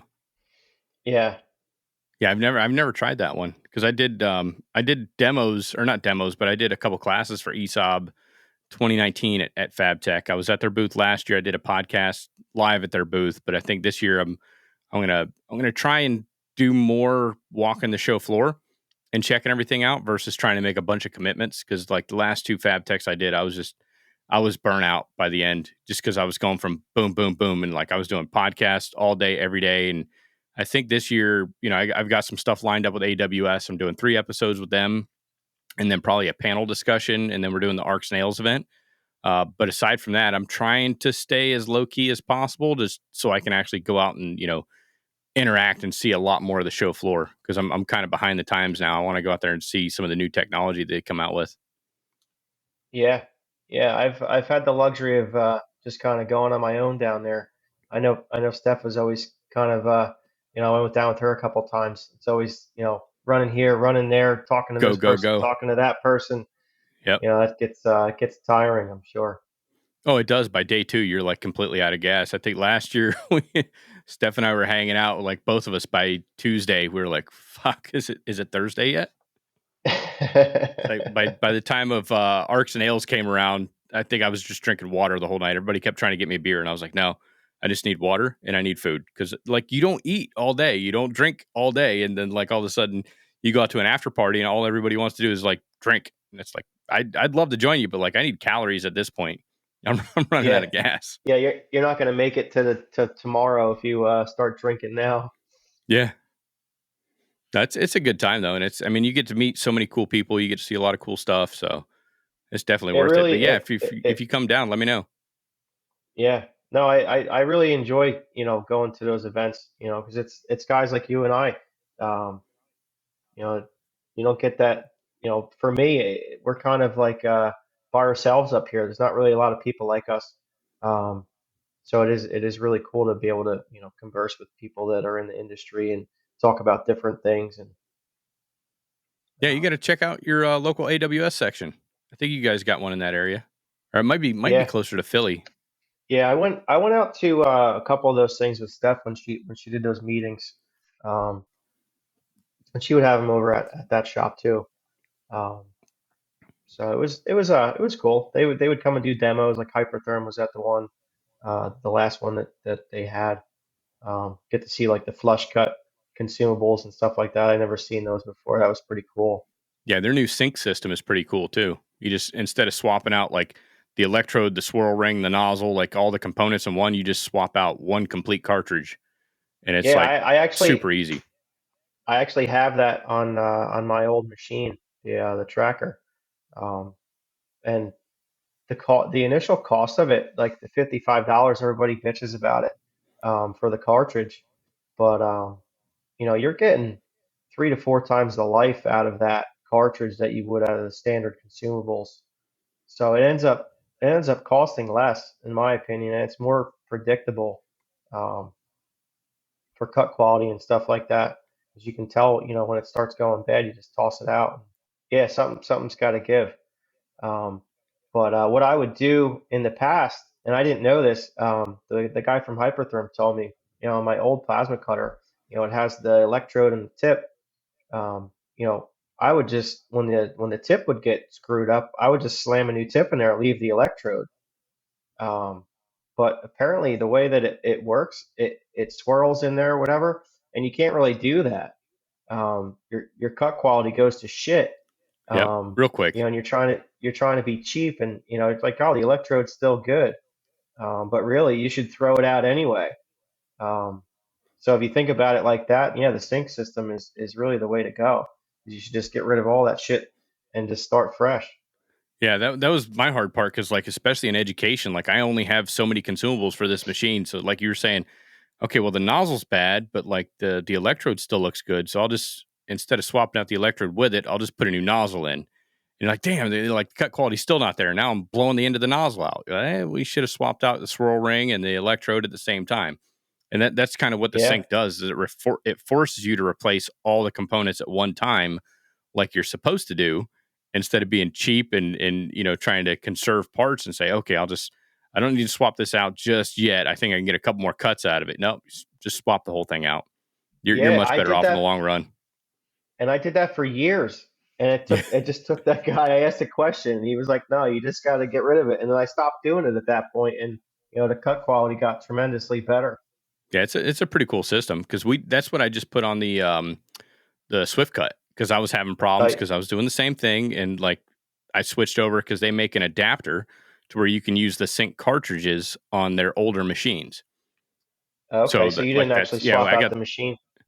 no, we got the Power Max 45, and so I just bought the adapter from my distributor, and it's like a one-time fee to pay for the adapter, and then you can hook up the sync cartridges, and the cut quality just went through the roof. Yeah, and does that adjust your Yeah, it worked out machine really when you good. put the cartridges in there, or do you have to still So I adjust it had, by hand? yeah, no, I had to call up tech support and let them know, and say, hey, I swapped out to the sync parts, and he just had to go through and reprogram all the offsets. So, and he was able. That's the cool thing about working with SwiftCut, is you just call them up, and they can like remote access your computer, and then they go through the Yeah, background settings and click, click, click, click, click, click, boom, here you go, have fun. yeah, yeah. No, that's definitely a really cool feature. I don't have that with my old machine. Yeah, you got to fight through it. Yeah, I gotta manually input the cut speeds every time that I pick a material thickness, the material, the whole thing. I gotta put all those parameters in for every cut. Oh, okay, yeah, So it's kind of that's a with pain in the ass. with the SwiftCut, you just pick the material and then the material thickness, and it calculates what amps you need. It presets the voltage, presets the travel speed. Like you can go in there and change everything if you needed to, but it automatically does everything for you.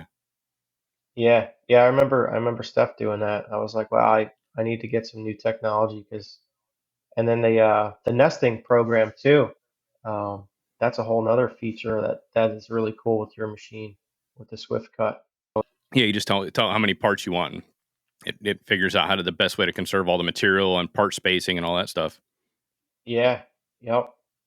Yeah, I tried messing with Hypertherm's nesting software, and for some reason, I was cutting these brackets out for shelves in a van, and I put all of my parameters in like all the points that I drew the whole part. I cut them out, and it was scaling it to a different size. Hmm. It was the weirdest thing, and I kept changing the drawing, and it was still every time I changed it, it was just a scaling issue. And then I just took it out of the nesting software and transferred it right into what I normally do. Cut them perfect.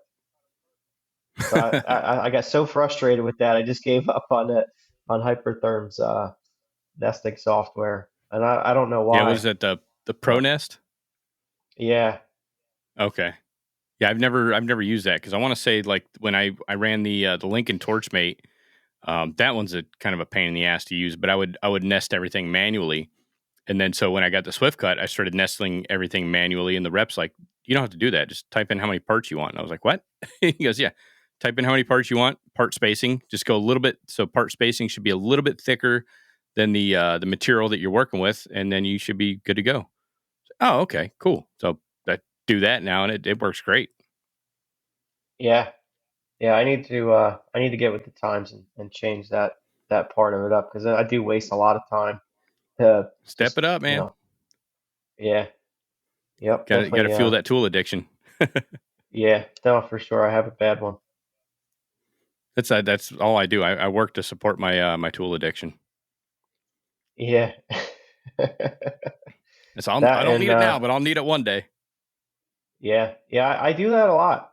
Like I do a lot of railings, and I didn't even have any concrete jobs, but I had to have a core drill, so I bought like a $1,500 core drill that would spin a 12-inch bit just to have it. Yeah. Well, I mean, if you ever have to go rent one of those things in a bit and all that shit, because I think you rent the machine, you got to buy the bit. Uh, Yeah, yeah, like when you do that a couple times, you're like, oh yeah, this thing's going to pay for itself pretty damn yeah, fast. it's funny how it works out too, because when you have a tool, you end up finding ways to use it, and like a month later after I got the thing, I got a bunch of railing jobs with the core drill for concrete, set them in concrete. So it's funny how it works out like that. What have you found the easiest way to pull those plugs out? Uh, well, usually if you drill all the way through into the dirt, um, I usually just take I have a hammer drill, and I'll bust it up and just take the pieces out, or like two chisels, get it in the hole and pop it out. You get your fingers on it. Okay. Yeah, I was going to say, because if you, whether you drill all the way through or not, especially if you don't drill all the way through, you get it down to depth or whatever, you can take like a chisel or a flathead screwdriver, just put it in the opening that, the cut, and just tilt it over, and it'll break it right off pretty clean at the base. But take a welding rod, like a 1/8 inch or 332 welding rod, and then Yeah, smash the bottom of it flat, about 1/8 inch, 3/16 of an inch, and then just bend like just a tiny little hook in it, and then bend a handle at the top, and you'll be able to slide that right down there, twist it sideways, and lift up, and it pops that whole plug complete out. yeah, yeah. I'm sure you've done a lot of that. You were just saying you were Oh, we doing did a thousands of shitload feet of of it. railing. Yeah, Yeah, we did a shitload of it. And I was like, how do you get this thing out? Like, I was like, I'll just drill a hole and put a tap con in it. That way I got like a nice little handle to pull it out. My boss was like, no, just bang this flat and then just stick it in the hole, twist it, pop it out. I was like, holy shit. So we were pulling like yeah, 4-inch diameter slugs, that are like 12 inches long, and we slide them right out. wow. Yeah, I never would have thought about to do that. Yeah, it's so much easier because like you try to bust them out, like you're saying, hit them with a chisel bit on the end of the hammer drill and all that stuff, and then just chunk it out. That takes forever. Yeah, for sure. We actually just made a bracket for drilling on walls instead of having Oh like yeah. those they have vacuums that you suck down and you can attach it, or you just drill a hole, and you put an anchor in, you can bolt it down. I Hmm. made this I made this bracket that bolts to the bottom of the drill, and it just like has like little wings on it with little set screws, so you can just set screw it right to the wall and drill. Because they're like stairs, so they're all an angle, so it's really difficult to set the angle right and drill it accurately. That's pretty slick. Yeah, it's interesting what you come up with when you're trying to figure things out on the fly. Necessity is the mother of all inventions. Yeah, I'd say that's a lot of my success is just figuring shit out. A lot of people, they come into problems like that and they're just stumped. They just say, "Oh, I can't do that." No, you can do it. You just got to figure out how. Yep. That's the fun part about it, is like all the troubleshooting and like thinking on the fly and, improvising, adapting, just figuring out a way to make it work. It's like we've got to do it. We've got the job. We won the bid. Like the ball's in our Yeah, court. We've got to make the client happy. How are we going to do it? And you just come up with cool shit. And the cool thing is, it's probably the first time you've ran into that situation, but it's not the last. So the next time it's going to yeah, be even easier. And like that's when you can start charging that premium, because you can get in there and you get to a point where you're a problem solver for your client. And you go out there and you've got all the right answers, you can get all the shit done, and boom, here you go. yeah. Like I did this job years ago. This boat manufacturer called me out of Florida. It was like I forget what boat brand it was, but it was like a 50-foot yacht, brand new, had these diesel tanks in it, and it was leaking on top. Brand new boat, and the tanks are underneath of the cabin and everything like that. And it was just a little pinhole leak on top of the tank, full of diesel fuel. And they're like, um, we want you to, weld the tank and seal it up for us. It's a brand new boat. We really don't want to bring the boat back to Florida or send somebody up there to try and fix it. You're capable of doing that. Because they knew that I was building tanks for a long time. And so here I am. I have my mobile set up. I get set up. I go up in the boat, and I have a mirror set up. And what it was is a fitting. They just, when they pressure tested it, I guess they didn't, check around the backside of the one fitting on top of the tank. So I'm laying on these two big monster motors, leaning over, and there's like 500 gallons of diesel fuel, and there I am welding on top of it. Oh, jeez. It's full to the brim. And diesel fuel, has a different flash point than gasoline, so you can get away with stuff like that. But you know, knowing that you can do that is is a whole different ball game. I made like $3,000, and all I did was I just tacked a pinhole. You know, Damn. it's just yeah, it's wild. The things that you got to apply the science to your knowledge, and you know think about it a little. It's scary. Most people would say, "No, I ain't touching that." But like I knew, I've welded on diesel tanks many times. It just so happened at this time was, underneath a boat that I probably couldn't have got out of if it got on fire real quick. Hmm. But it all worked out. It sounds like a job for Yeah, JV Weld, man. yeah, right. But I guess they didn't want to do it. But that was welding with a mirror, behind the backside of a fitting, to make it even more difficult. Um, Jeez. Did you TIG weld it? Yeah, yeah, it was a Sil- aluminum Silicon bronze? aluminum tank. Oh, No, aluminum. just yeah, just 53, 56. You know, Okay. um, I was going to ask you about that. Do you prefer 53, 56 over 40, 43? um, most of what I do, it has to be stronger more than flexible. People have different things. Say 40, 43 is more flexible. I always found that 53, 56 is kind of my go-to, and the appearance of it is a little bit nicer, especially like on anodized aluminum and stuff like that. Yeah, Um, because the anodizing and powder coating won't stick to 40, 43. So a lot of people use 53, 56 for that reason. Really, I didn't even know that. Yeah, because the 40, 43's got more silicon in it. So anodized powder coat, like you can't color match it. It won't stick to it really well. So a lot of times, if you powder coat or to anodize it, it just turns black, uh, Okay, and not the same black as if you were going to get something anodized black or powder coated black. It's like a different shade of black, to where it's like like a like a not shitty as black. black as everything else would be. Yeah, like a shitty Yeah. black.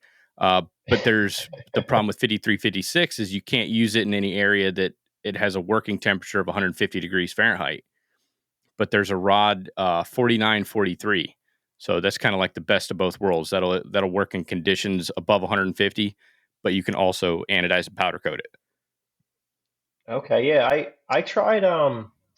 I bought a Miller 255, and it came with a roll of that wire. I believe is what you're saying. It was a different alloy than I've used before. The 49, Um, 43.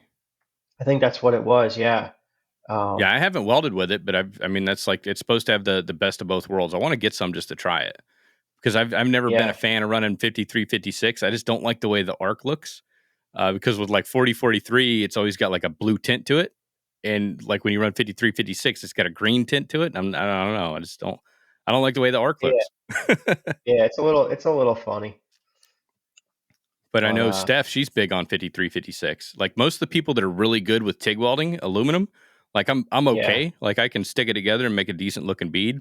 But most of the people that I know that like do awesome work with aluminum, like you, Dusty James, Steph, Mark Winchester, I think a lot of them prefer the 53, 56. And I was like, man, I just can't get my head around it. But I got to mess around with it some more. Yeah. I guess it depends on like the industry that you're in. Um, Hmm. like the boating industry, you like that's most of the aluminum welding that I do, and most of the people that I've learned things from, um, like Steph, she worked for Viking Yachts years ago, and doing Bowrails and things like that, and that's all they used. Um, so you take a boat builder that builds $1 million boats, and you're like, all right, well that's what they use, so that must be all right. Yeah, it must be the rod of choice. Yeah, yeah, because they're not gonna put something on there that's not gonna work good or look good. Yeah, I just got to mess around with it more.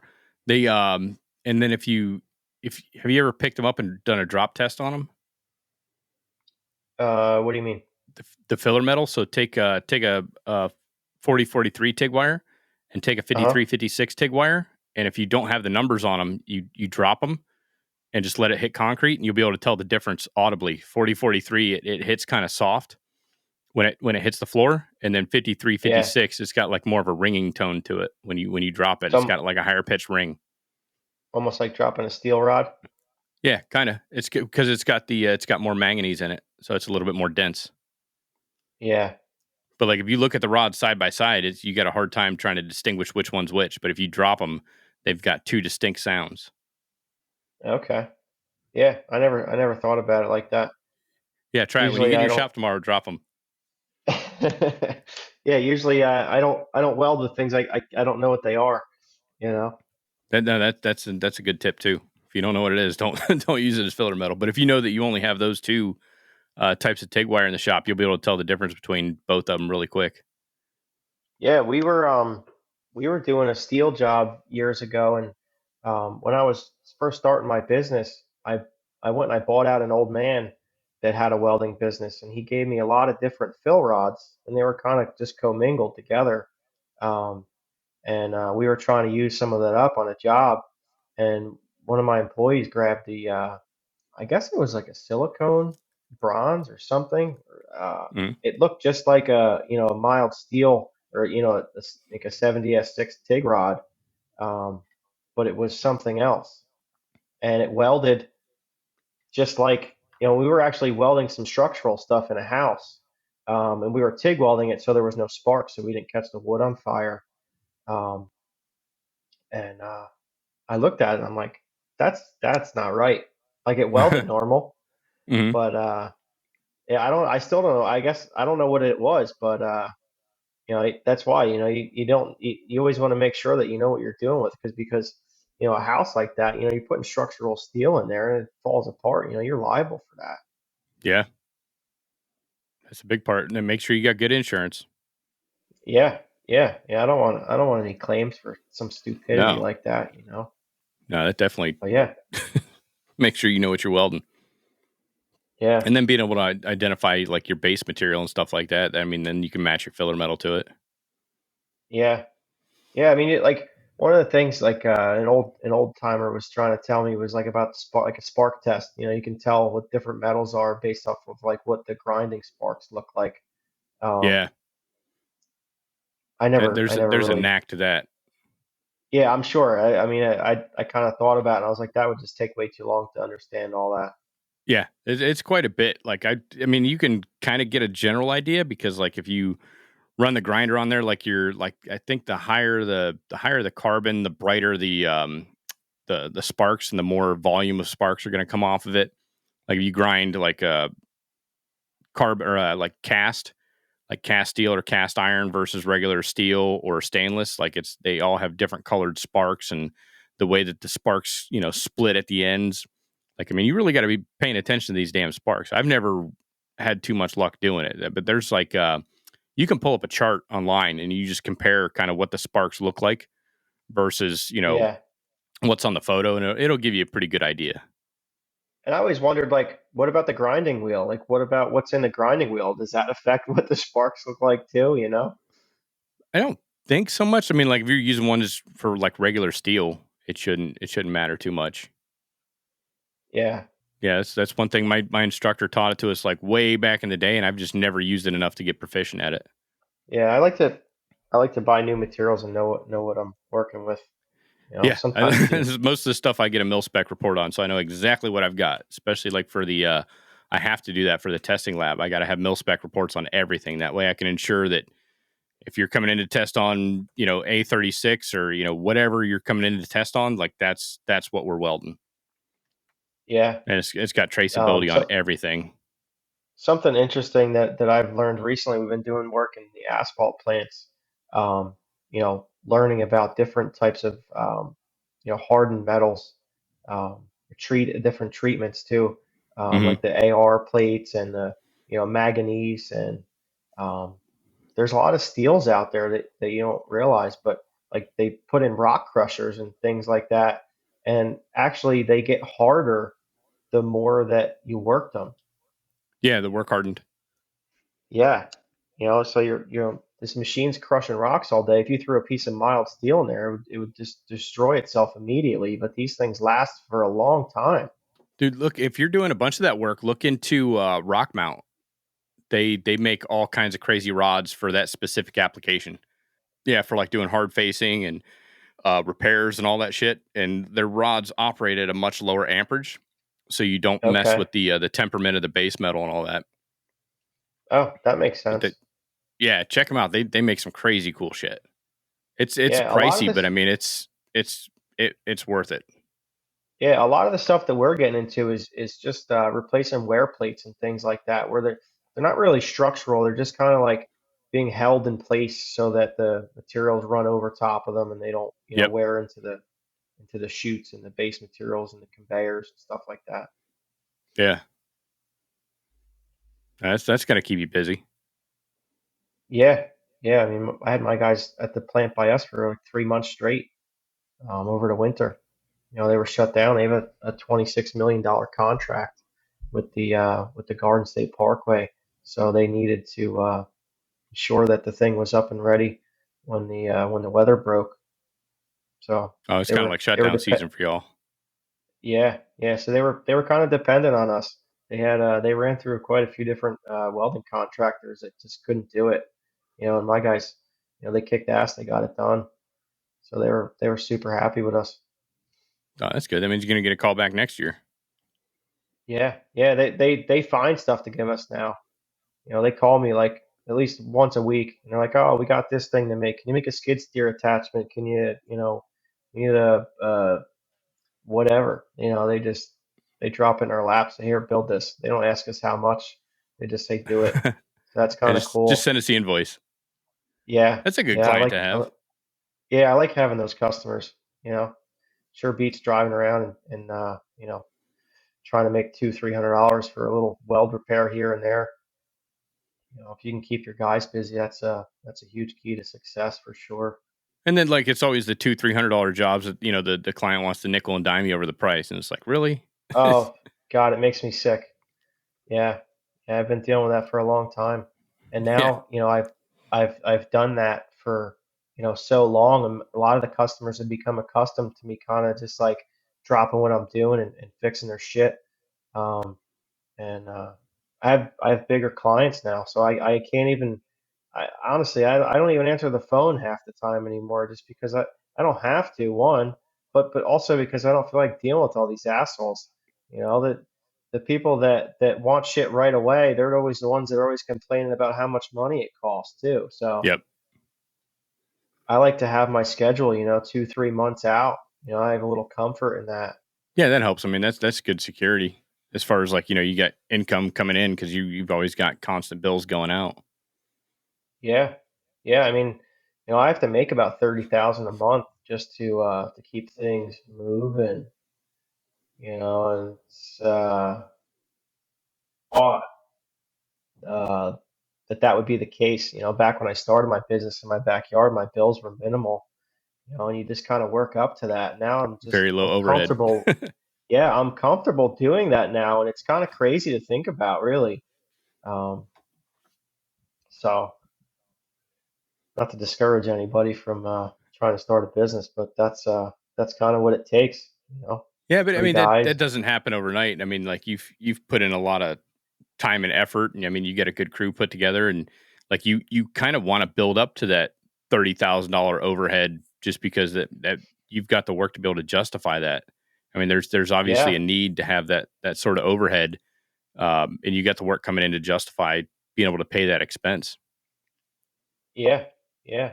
It's a long road, but we're here now, and it's like I said, it's rewarding. And another side of it too is, being able to support, three guys and their families, and you know, keep them going is really cool for me. I never thought that, 34 years old, that I'd be able to do that. That's pretty impressive. There's not a lot of 34-year-olds out there doing that. Yeah, yeah, and I try and talk my friends into, doing businesses and being entrepreneurs and stuff like that. And I've got a few people into not welding particularly, but like I have a friend of mine that he actually took over the shop where Underground Metalworks was. Um, he started a diesel business over there, and he's doing good. Um, so it's kind of cool, just having a different mindset than most people, and following through is the biggest thing. People give up too easy. Yeah, that's the hard part is like sticking to it till the end. Yeah, yeah, making sure you get to the point where you know you can reward yourself for all your hard work. And that's what, There was a lot of people don't stick around long enough to see it pay off. Yeah, exactly. But I mean Yeah, that was that's what the I was hard part. trying to say. That's the most trying part of the whole business is like once you get it up off the ground, you got to get it to a point where it's self-sustaining. Like I'm kind of in that spot now where it'd be easier to give up and just, be done with everything and walk away and go get a full-time gig somewhere else and, be somebody else's problem and have that security of having a paycheck and, retirement and all that stuff, but I don't want that. Like I'm just going to keep pushing through and it's going to work itself out, you know. But a lot Yeah, of people no, I've they don't want to push through to that other side. yeah, I've thought about it too. I mean, I've had some job offers over the years that I really contemplated, um, for the security, but you know, I I'm sure you're in the same boat. You want to follow through to the end and turn it into something. Yeah. And you have a vision for what you want to get to and grow it to, and you're not going to stop until you get there. And then once you hit that goal, you just set a bigger one. Yeah, that's the mindset that we have, I guess. You just got to keep keep on trucking. I was just gonna say, what happens when you get to that point. You know, I always say, I joke around about, like, what business am I gonna start next? When I get bored of welding. I think there's probably enough different stuff that comes at you. You're never going to get bored with it. Yeah, yeah, yeah. You're probably right. You just get into cooler shit. You just buy bigger toys, more fun, equipment to operate, and just go to that next level. Yeah, yeah. Hopefully someday I won't have to work so much. That's kind of my ultimate goal. I was That's the trying to goal right fire there is myself from retirement. all the positions that I have now. I wear a lot of hats, doing dealing with the insurance companies, and dealing with all the payroll, and invoicing, and being the secretary, and um, making sure things are ordered, making sure we have argon and fill rod, and make sure that the trucks are serviced and they got good tires on them, and it never ends. Um, so That's yeah, the hardest hopefully. part. That's the part that sucks is all the logistics to make everything work. Like you're Yeah, saying, like the yeah, accounting, the invoicing, tracking down clients that don't want to pay, like all that. That's the part that sucks. Like the welding's the cool part, like getting the job, going out there doing the layout, getting the material in, cutting, fitting, fab, and install. That's the fun part. What sucks is like you said, the accounting, the payroll, the invoicing. Making sure everything's serviced, everything's taken care of, the bills are paid. Like yeah, it's a lot and it's stressful as shit. yeah, yeah. Well, that's what breaks a lot of people is just the pressure. Is you got like for me, I have these big jobs going on, but I gotta, make sure that everything else is still rolling. Besides getting the job done on time, um, there's a lot more to it, and you always have like weird things pop up, that unforeseen stuff, equipment breakdowns and running out of material and you got to stay ahead of the ball. You got to think 10 steps ahead. Um, in most cases. So, Yeah, proper prior planning. yep. Yeah, you always have to have a contingency. You got to have a good team too. I mean, that really helps. Yeah. Yeah, like my vans and the in my work trucks, we have, extras of everything. Extra power cords, extra, you know, torches and welding buttons and um, you know, just you have to have oil filters and extra oil and, just everything for the generators and 'cause you never know. You never know what's going to happen. Like we had a just happen, a month or two ago. We were out on a site, and the oil filter backed off on the generator, and it puked all the oil into the cover, and you couldn't tell, and it shut off and wouldn't run. I had no as it hit the oil limit switch, and I, if you didn't, really think about what happened, you would have just had to left the job and go find another welder, you know. But just you got to pay attention to everything that goes on. Pop the cover open and you see there's oil, you see where it comes from. Grab the filter and you can spin it 3 times and you see the oil coming out from around it. You're like, all right, that's the problem. Yeah, Go put there's a some problem oil there. in it and fire it back up. Get back to work. Yeah, I always when I pulled a Trailblazer around forever, this company that I was working for, and I always had a complete like a parts kit for like your routine maintenance and stuff like that. Oil filter, air filter, spark plugs, like all that shit. Like I just had it in a box, so if whether the service came due or something took a shit, like I could diagnose and get it back up and running right there on site, and it Yeah, doesn't take up a you whole lot of have to. space. No, no, you have to be prepared. Because a lot of times, we're not doing jobs in town. We're doing jobs 2 hours away, 3 hours away. And you don't have everything. The luxury of having your shop close by, or if you need something, another welder or whatever, you can just go grab it. Yeah, you got it, and that's the stuff that keeps you awake at night. It's Oh like yeah, what do I need to make sure is on the truck tomorrow so that when you go out there and do the job, I don't need to stop at Home Depot. I don't need to go to the parts store. I don't need to go to the welding supply store. Like we've got everything on the truck before it leaves the shop. yeah, and that's one of the things that I give my guys a lot of credit.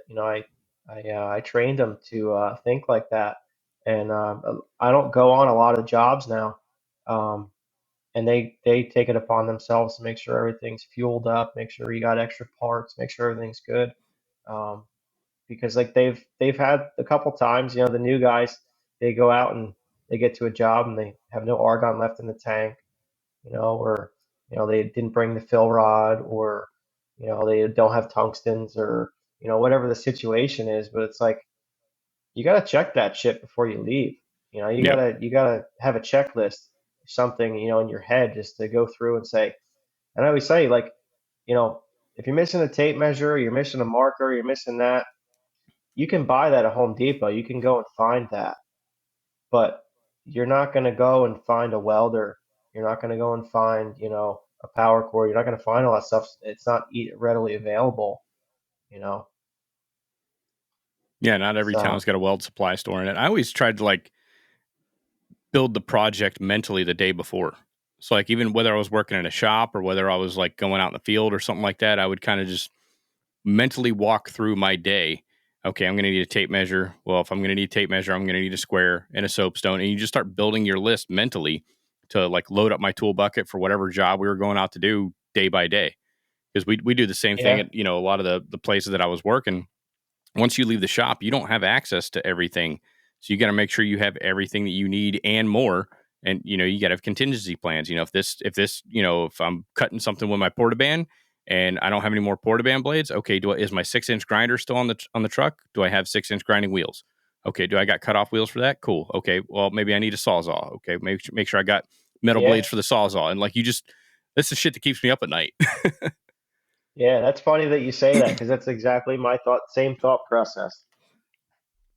Yeah, you got to build it out, the day before. Like it's funny because like I'll go into the shop when my business partner and I were putting the school together, and like I've got everything mentally laid out. I've already built everything the night before, so I'm already like a couple steps ahead of myself. I'm laying out tools for 5 minutes from now because I don't want to have to make another trip back. If I know I'm getting ready to set anchors, I'm going to go ahead and bring the concrete drill and anchors over now when I'm bringing that additional 2x4 over, or whatever the case may Yeah. be. Like I'm already thinking and laying shit out as I'm working through, so I'm trying to conserve steps, so I'm not walking all over the place looking for shit.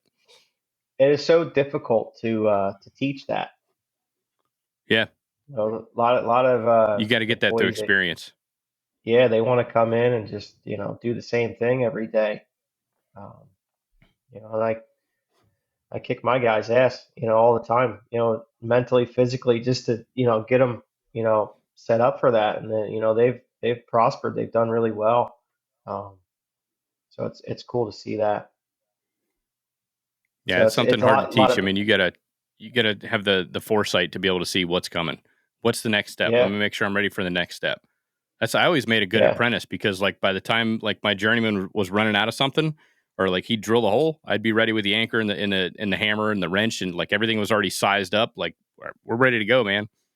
So you just keep trucking, keep moving. yeah. And You it's always really think two sad steps ahead. society now is much different. There's not a lot of guys like that out there that are thinking ahead. When you're welding something, you got a guy you're paying standing there, and they know you're going to run out of fill rod. They could just here's your fill rod, and you pop your hood up. Yep. Here's another one. Keep going. And my guys do that now. If I'm welding or if they're welding, I'll hand them fill rod.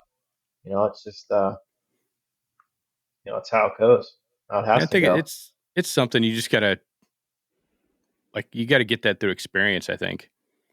I don't know Yeah. exactly where I got it from. I know some of the foremans that I worked with, I was always like right there with what they needed the next step. But I mean, a lot of them trained me to be able to do that, to be ready for, as soon as I put my hood up, like, you're handing me rods or, this, that, and everything.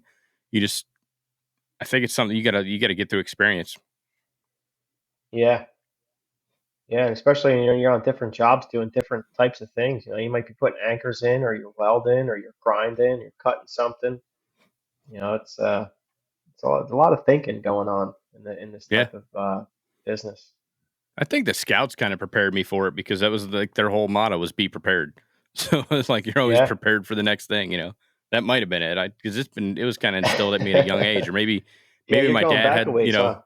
yeah, maybe it was my dad, like as I got there and help him with shit, like I was always ready with that 10 millimeter wrench. I don't know. Yeah. Yeah, like I grew up in the construction industry, framing houses and things like that. Uh, so like I got a lot of that mentality just from dealing with those contractors and stuff like that. Yeah, they're not paying you to stand around. You got to be busy. No, no. They tell you they're gonna rip your pockets off if they got your hands in your pockets. Yeah, it's funny. It's very similar up north as it is down here. It's a different Yeah, mentality though. yeah. I don't know what the difference is, but like I've spoken with like marina owners and stuff like that down in Florida. I've actually done some work down there on some barges and things. And the one guy, I'll never forget it. He's like, you should sell all your shit up there and come down here. He's like, nobody has a work ethic like the guys do up north. And I was like, well, I don't know. I never, dealt with that, but I guess a lot of people, I don't know if it's a real thing or not, but I've heard that more than Yeah, once. huh? Yeah, man, pack I it up, guess bring it because on down. We don't have state taxes it, either, so that's a plus. yeah, I was very close to moving to Florida a few years ago. Me and my girlfriend were seriously kicking the idea around. Um, but I just don't know if I could deal with the summers, you know? You never get used to it. You get used to tolerating it. Everybody's like, oh yeah, you get Yeah, used to the heat. No, you don't. I mean, I've been down here over 30 years. You never get used to the heat. You just learn to tolerate it. yeah, yeah. They say your And it's blood the thins out first and year you're shit, down but here. I don't know. Yeah, the first year that you're down here, it's unbearable. Yeah, yeah. I mean, I know how it is here. It gets to be 105 degrees, and I want to go hide. But I mean, you guys got winters up there too, so we don't have to worry about Yeah, winters. We get to work year yeah. I round. guess That's a plus. that's that's the. I guess you're kind of hiding one way or another. Whether it's cold or hot. Yep. But yeah, yeah. The winters are pretty brutal. Up here. Uh, just not really because it's like so cold, but just because it's like in the middle. We get a lot of sleet and just bullshit rain and just like it's just miserable every day. Yeah, it's not fun to work in. No, no, and it's like people don't understand too. Like you customers, you go on site and a lot of stuff that we're doing is outside. So like you're dependent on the weather. If it's raining or it's windy, I can't go TIG weld aluminum on a boat if it's blowing wind. Flags is standing straight out. Customers like, why aren't you here today? I'm like, did you look outside? I can't weld. I can't weld. And the customers don't understand. Like, what do you mean you can't do your job? I'm like, do you want to burn your boat down because of some of the aluminum falls down because it doesn't weld? But yeah, it's some of the shit that I have to deal with. But That's always fun. You can only set up so many yeah, windscreens. yeah. But at what point is it not worth it? You Yeah. know what I mean? And like what is the customer gonna want to cover the cost for? If it's like an industrial company or something that's like got to get fixed right away, like sure, we'll set up some wind screens or make an environment where you can weld it. But in most cases, it's pleasure boats and things that don't really matter. Yeah, So it's not a pressing issue. no, nope. But I mean, a lot of customers don't think of it like that. That it's got to be fixed right away. Well, it's their shit. It's the Calling you most a important hundred thing going times. on right now. Yeah, yeah, yeah. It's like they can't get it off their mind. Yeah. Want to take the boat out this weekend, man? Yeah. That's yeah. And then it's funny too, like you get these guys that go, there's the Hudson River in New York that there's a canyon that is out, off the coast, and that's where a lot of guys go tuna fishing from here. And they run their boats as hard as they can all the way out there. And then they wonder why their T-tops are cracking and their tuna towers are breaking the legs off and all that type of stuff. It's kind of funny. And then they're like, "Oh, I need it fixed." Like, can't you just weld it? Well, you broke it. Now you want me to weld it? It's gonna break again. You gotta add some gussets. You gotta do something different here. It's gonna break a lot easier the second time. One of the things that we're working on right now. I don't know if you ever heard of it, the American Dream Mall. It's like they have an indoor ski resort. There's like indoor roller coasters and all types of stuff. Oh, yeah, Um, yeah. and it's a mall on top of that. But I've had my guys up there fixing a roller coaster actually. Um, they're 100 feet in the air, and we just the what it was is there's like a in the main loop.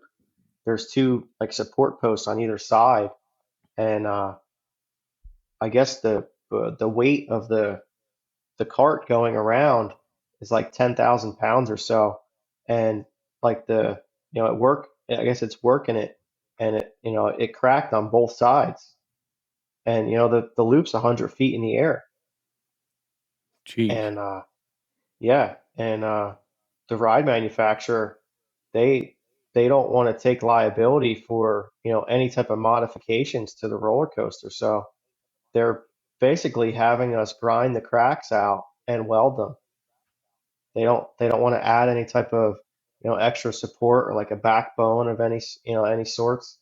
And so it's pretty wild. There's like people like that out there that you know they're they're they're not smart enough to realize that it's going to break again, or they're just accepting that it is because it will. They're not changing the design. If it's a brand new piece of steel tubing cracks, whatever you weld to it is going to do the same thing and much quicker. Yeah, you would think they would shut that down and just re-engineer that portion of it and figure out how to reinforce that area. Because obviously it's Yeah, getting a and lot more like, stress accumulation than they anticipated when they did the loadout. yeah, yeah, I think it's just the flexing. And the trouble is, it's in that building, so they can't even get a crane in there to lift the section out and replace it. So they have us in there, and I've told them, I said, this really isn't the way to fix this. And I deal with like a subcontractor that deals with the ride manufacturer, and then it goes through the company that owns the building and everything. Like they make the executive decisions. Um, they just they want you to just fix it how it was, and it's like it's wild. I'll send you some of the pictures of what we're doing. We actually, in the main part of the hoop, we built a crane off the side of it. We welded it right to the backbone of the track and everything like that to pull the Hmm. support post up and away from where the crack was, so that we could weld the cracks. Oh, wow. And then we have to pull it back in and set it back down on top of the support column. Jeez. Yeah, 100 feet in the air or more. It's a pretty wild thing to get involved with. That But sounds like it. It sounds like a lot of yeah, liability. yeah, yeah. I mean, luckily we're going through, another contractor. They're kind of taking on the responsibility of it. Um, we're just doing what we're told. And they have weld procedures we follow. They have everything kind of, written out, and that's how we fix it. So it's really on them. We did what we were told to do. That's all. I mean, at the end of the day, that's all you can do. You're just meeting the requirements of the contract. Yeah, yeah. But anybody with half a brain can look at that and say the thing's going to break again. Well, then, And they're definitely going to call you back out because you fixed it last time. yeah, but it's like I don't even want to be involved with it. I can make the same amount of money on the ground. Why do I want to put my guys in danger of That's 100 true. feet in the air in a man basket, or in a lot of cases they got to climb out of the basket, and they're in a harness, clipped onto the roller coaster. So like it's kind of sketchy. Just fix it one last time, be done with it. Fire the client. Yeah, yeah, that's what's going to happen. I'm going to walk away from it. But this has been broken since before Christmas.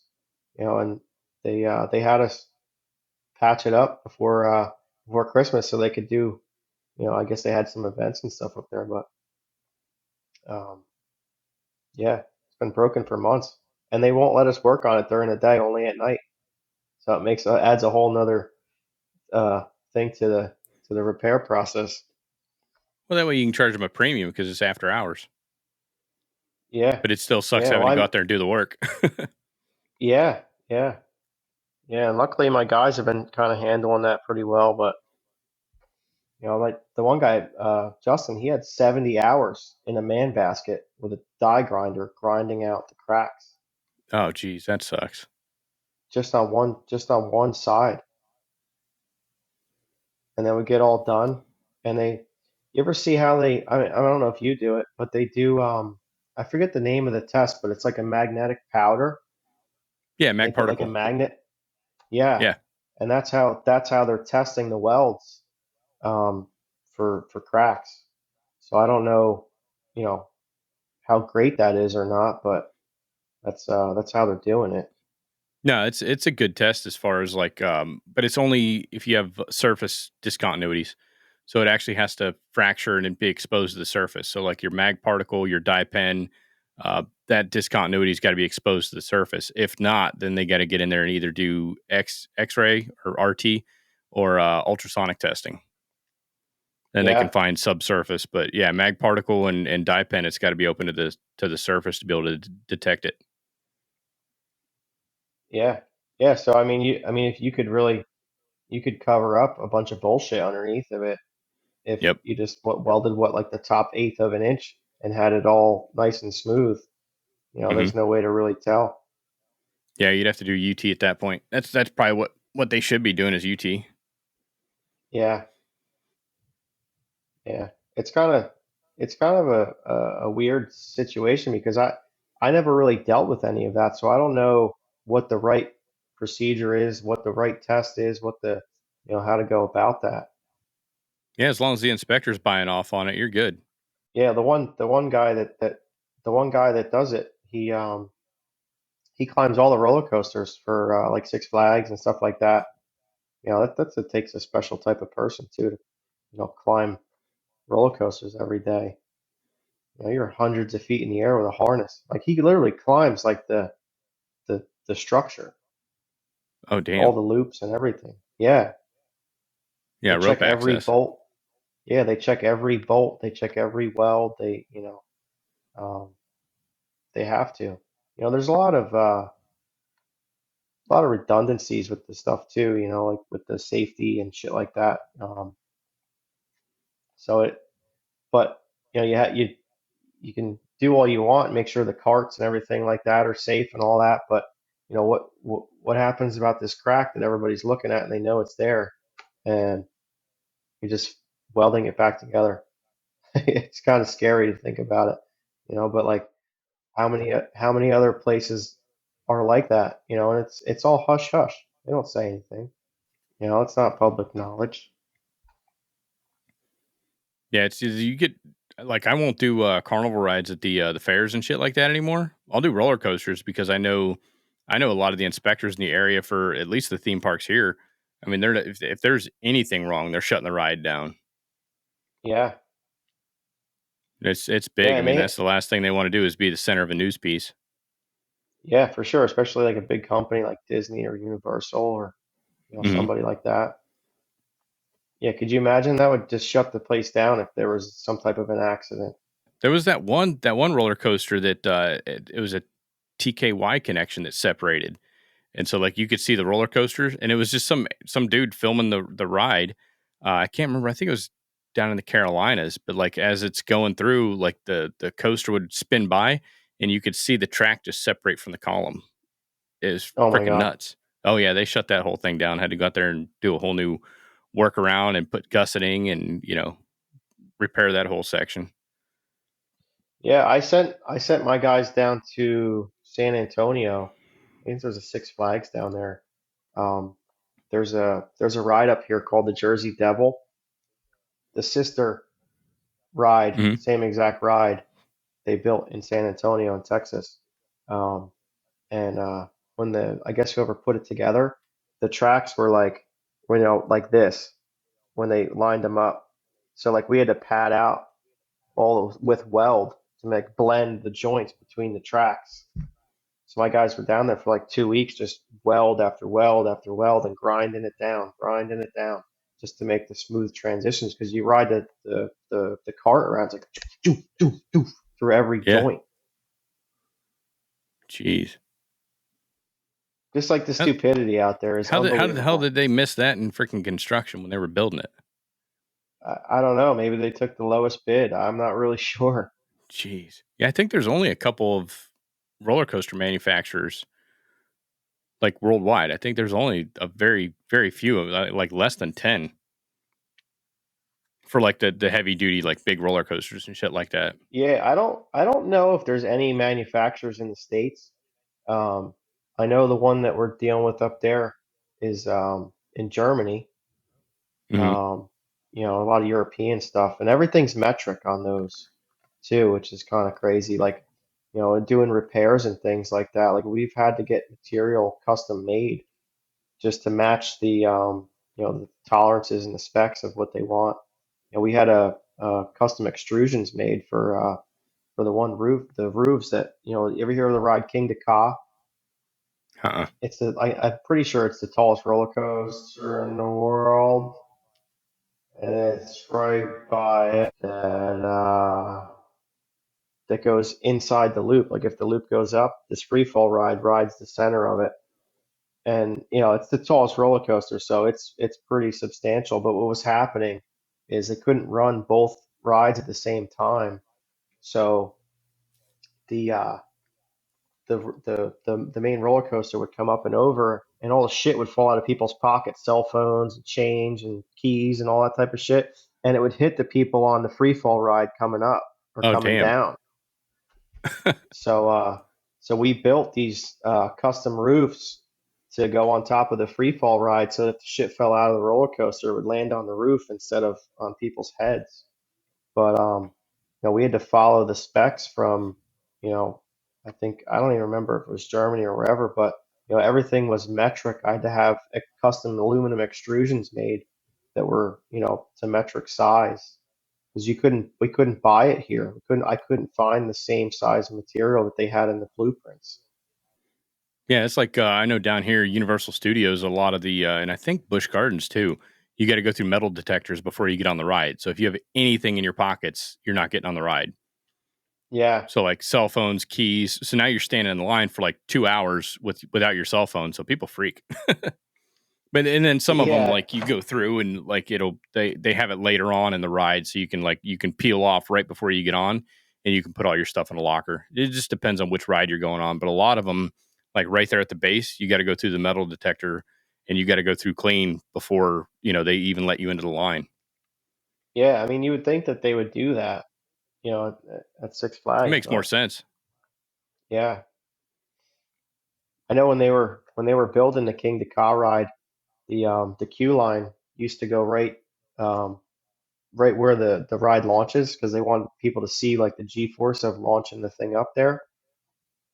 And I guess one of the people that were putting the magnets, because it's electromagnetic propulsion, they put the magnets in. I guess one of them was loose, so when the ride came back down, it didn't make it all the way up.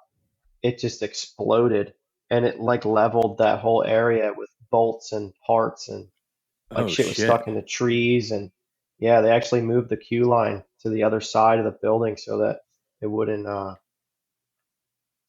do that, kill anybody if it did happen again for whatever reason.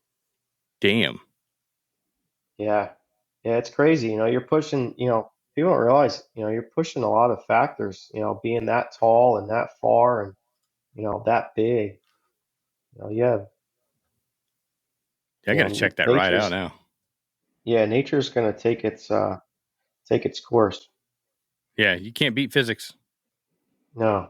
Well, Zach, where can people find you if they want to, like, what's your social medias and stuff if they want to find you and connect with you?